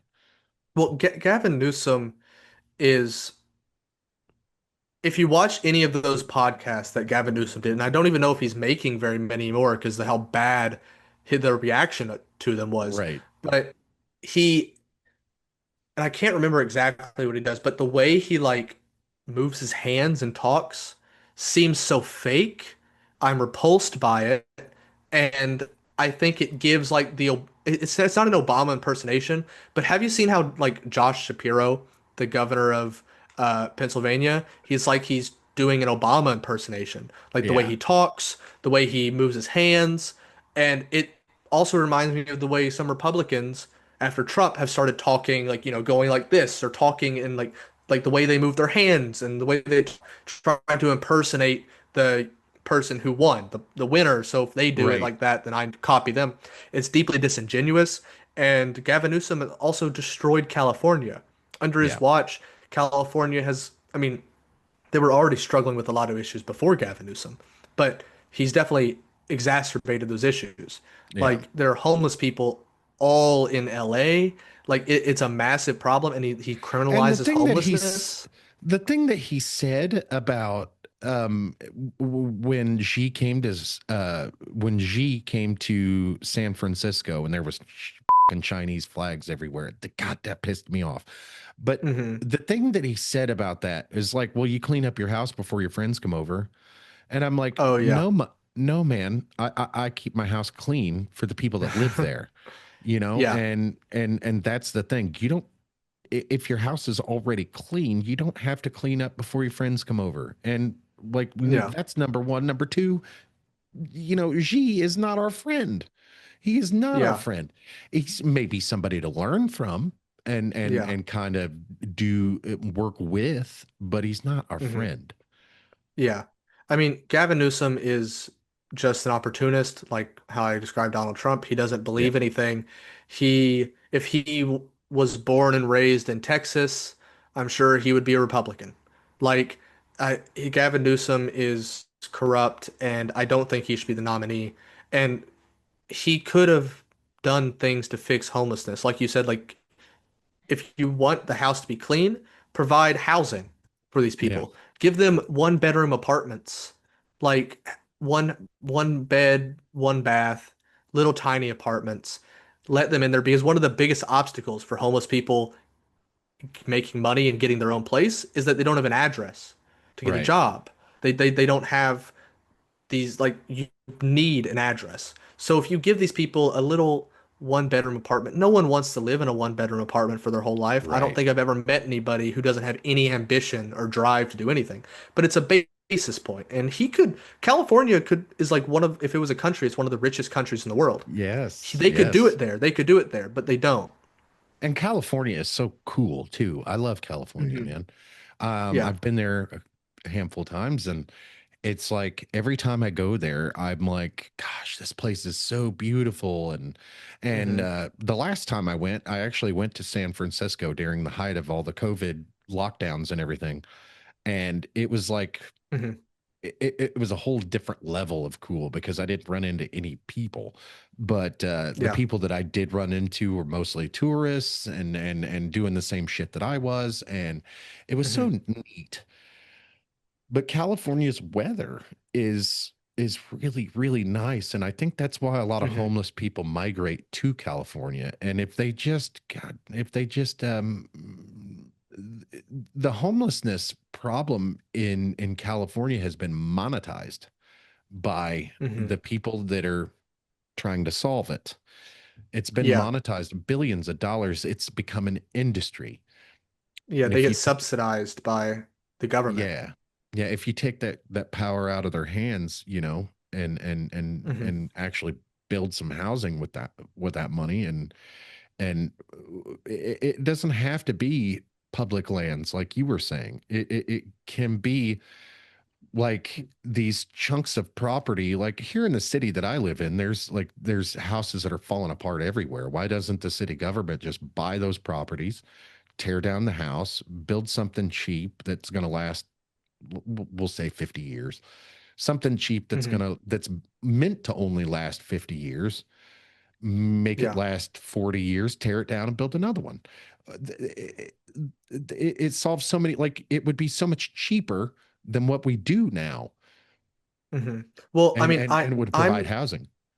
I'm someone who believes in like beauty. I think cities need to be beautiful. This country needs to be beautiful, and it lifts up the spirit of everybody. And so, a lot of these old, I don't know specifically about what buildings you're talking about, but where I live in Louisville, there's like old Louisville, downtown Louisville. The buildings were once beautiful. Many of them still are in old Louisville, but these, due to white flight and a lot of other reasons, people left. They're really like they're very denigrated. I think massive investments, either in loans to people who owns those houses that or just grants they don't pay back to rebuild those houses. I don't know if we should just tear down some of these nice buildings, Yeah, the but infrastructure is already there to do that too. yeah. That's another thing, is the infrastructure hmm is already in place to do things like that. The grant system, Yeah. all that hmm stuff.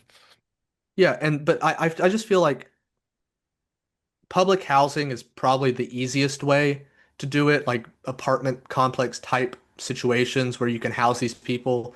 I think that probably that's cheaper than building like individual units, and Right. it saves space, right? You're not using as much space. I just think having apartment style complexes for that would be the best. But we've also seen when the government built, and I'm blanking on what they're called, but like section something housing or whatever. Section Many of 8, them, yeah. yeah, they were very ugly. And I think we should focus on beauty. I think beauty is important. Yeah, But yeah. yeah, When I think of that kind of stuff, I think of the projects, and yeah, that's what it is. That's hmm how the projects is government housing. It's Section 8 yeah, housing. But the yeah, problem is nobody took care of it. No, yes, not only did the people that live there not take care of it, but the people that built the damn thing didn't take care of it either.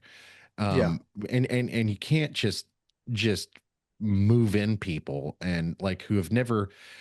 I'm not trying to be disparaging or anything, but um, people that have never had anything, people that have never had to have pride in anything, people that have never hmm that don't know how to fix apartment buildings. They don't know how to hmm paint or fix a stairwell or anything like that. And you just give it to them and you tell them, okay, we've given it to you. Now you take care of it. That's not going to work. You know, Well, especially the people who aren't yeah. educated and skilled to take care of those things. Well, I just think it should be run by the government. Like it should be the government pays some contractor to build it. The government then employs workers to take care of it and keep it looking well. I mean, I That's the think that's what should be done. bureaucracy These that people, that's the bureaucracy that our system was built to handle, not the hmm bureaucracy of decision making. When hmm we talk about wanting smaller government, it's not that we actually want smaller government. It's what we want an hmm effective government, and when it gets so large, and so many eyes have to be on this. Like, so if you want to build this building over here in this such and such city, and it's federal money that's paying for it, there's so many hmm approvals that has to go through that don't actually need to be had, yeah, and that's what we're talking about when we don't want bureaucracy. We don't want yeah, bureaucracy to cause a funnel of issues to where you have to hire more hmm people to get involved in the bureaucratic process. But what you're talking about is like contracting. It hmm is like we build this building over here and then we hire a company to take care of it. You know, that's Well, what we can handle. yeah. I mean, I think I don't know exactly how it would be done if it would be a company handling like ma- like the keep up of it. I know we would have to probably like contract like landscapers, but I think like core workers in the building could be government, either government employees directly or a company that's basically subsidized and only exists because of the government and they run it.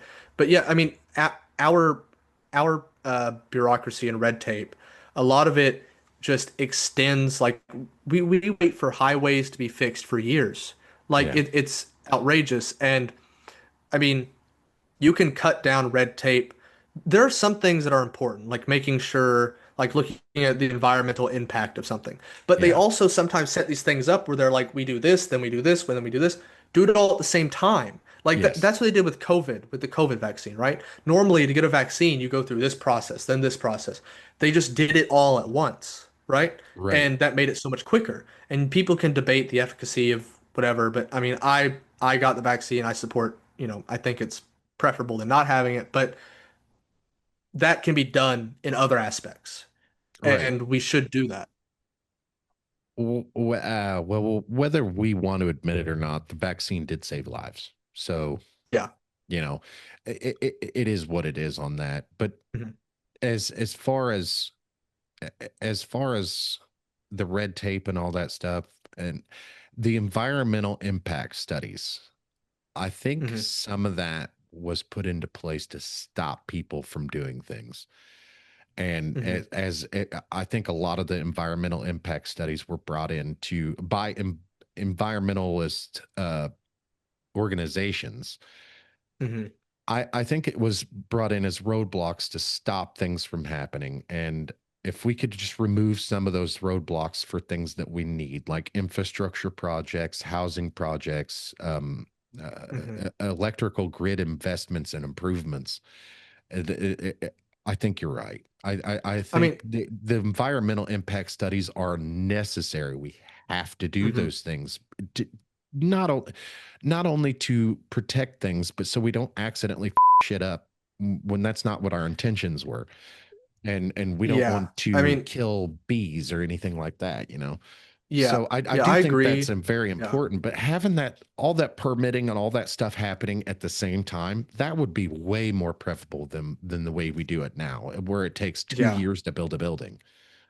Yeah. I mean, you can have you seen like there are some cities in China that like they put them up in short like in the time it takes for them to fill a pothole Yeah, on the interstate in the United States. yeah, And I mean, we we could be building great, beautiful buildings. We could be building, put instead of having all of the electricity, these 100-year-old wires, put them in the ground, make it look nicer, clear yes, out all that. Like yes, we could be doing all this, and but again, all of these issues are all downstream of the corruption, and yes, that's the core issue that we need to fix. But I think if once that's fixed, like the sky's the limit.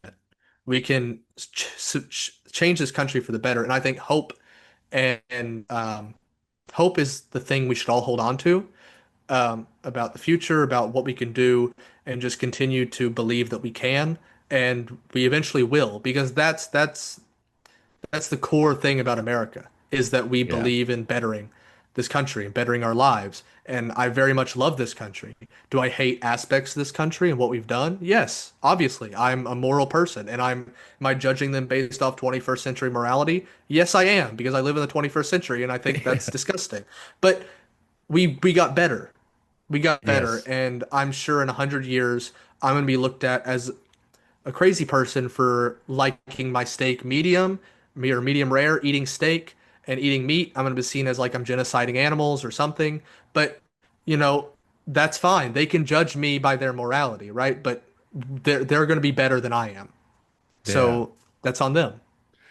Man, I think that'd be a great place to leave this conversation. We've been Yeah, going at this for almost 3 hours, brother. I know. I know it's been a while. So, and one thing that you said that really stuck out to me was you said, yes, we can. I don't know if you remember. Obama. Yeah, I was thinking Yes, about that in my head too. I, I was, dude, I, I cried real tears. yeah, Yes, we can. Like, you're yeah, right, we can, you know, yeah, it, yeah, that made me feel good. Um, yeah. Trump's inauguration was exhausting. Hmm. And Yeah. I voted for him. So I also I voted for Obama too. Hmm. And I was very Obama's the last great president that I can say that we had. And he Hmm. wasn't. Hmm. Now we're finding out that he wasn't that great, but he was very presidential, Yeah. and Hmm. he was yes we can, and I agree Hmm. with you. Yes, we can. We as Americans, we can. Hmm. And for all those people out there, all you guys listening to this conversation, if you could take one thing away from this, just know that, Pan Zeitgeist and I, we're not important people. We are just your average everyday Americans who are having a conversation. I voted for Trump. You're on the left. Um, and together, we may disagree on a lot of things, but you'd be surprised if you just have a conversation with your neighbor, have a Hmm. conversation with somebody that you actually disagree with, and an open and honest conversation, start that Hmm. dialogue. You'll find that we're not all that much different. We do No. agree on a lot of things. And the bottom line is most of us just want a better life. And if we could just agree on those things, that it might Hmm. help us be able to start these conversations, man. And I appreciate you coming and hanging out with me again. It And was we will nice for talking to sure you. do this. We will for sure do this again. We will. I love talking to young people that are educated on these things. You went to school for political science, and Hmm. I didn't go to school for anything, but it's very Hmm. impressive to me how the younger generation, and you're not that much different from your peers. The younger generation is more in Hmm. tune than I was, and Hmm. I appreciate that. And all your struggles, man, of your generation. I see you. I see you. I've got Yeah. kids your age, and I see you. And just know Hmm. that I am a millennial voter who is on your side, and we can Hmm. come together. We can discuss things, even if we're on the, even if we're on different ends of the spectrum. I'm here for Yeah. you guys. I'm not like, if you remember the boomer generation, man, they're all out for themselves, Yeah. and I'm not. Most of us do Yeah. care about the younger generations as well. So, Hmm. Yeah, it's nice talking to you, and I would just add that we disagree, but on the core things, we agree. On the yeah, core things, the left and the right, this country, the average person, we agree. You all talk to somebody you disagree with that you don't support war, you don't support the selling out of this country, and that's the core thing we should focus on. absolutely. Absolutely. Well, man, where can people find you? I know you're on Instagram. Where else can people find you? Instagram and TikTok at Pan Zeitgeist. I'm sure it'll be spelt on here somewhere for you on the video, but um, just look me up on there. I'm looking at doing YouTube more. I posted some videos a while back. I actually started talking with, should I call you Bearded Bad Ricky, Dad or Ricky, Ricky? just call me Ricky. Ricky. Yeah. Ricky. I started talking with Ricky back when I first started making content, so the videos aren't as good as maybe some of the stuff I post out now. Also, some of the stuff I post out now is just me trying to um, get used to talking to a camera and Yes. stuff like this. But yeah, check me out. I'm probably going to be putting YouTube videos out sometime when I have time to start getting into that. And I might do a podcast. So yeah, check me out. We'll link your Instagram. Are you on Mhm. Twitter at all? No, I'm not on Twitter. So No. we'll link your Instagram and your YouTube Uh-huh. down in the description below. Guys, check Yeah. out Pan Zeitgeist. Yeah. You've got, like, I was just telling you earlier, your Instagram is pretty awesome. You're posting at least one video every day. Yeah, I'm And posting 3 every day. Yeah, to yeah, keep it. see, Yeah.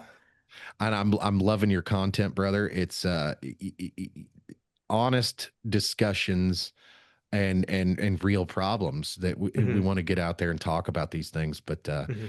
anyway, we've been rambling on for about 3 hours now, so we're Yeah. gonna let you guys go.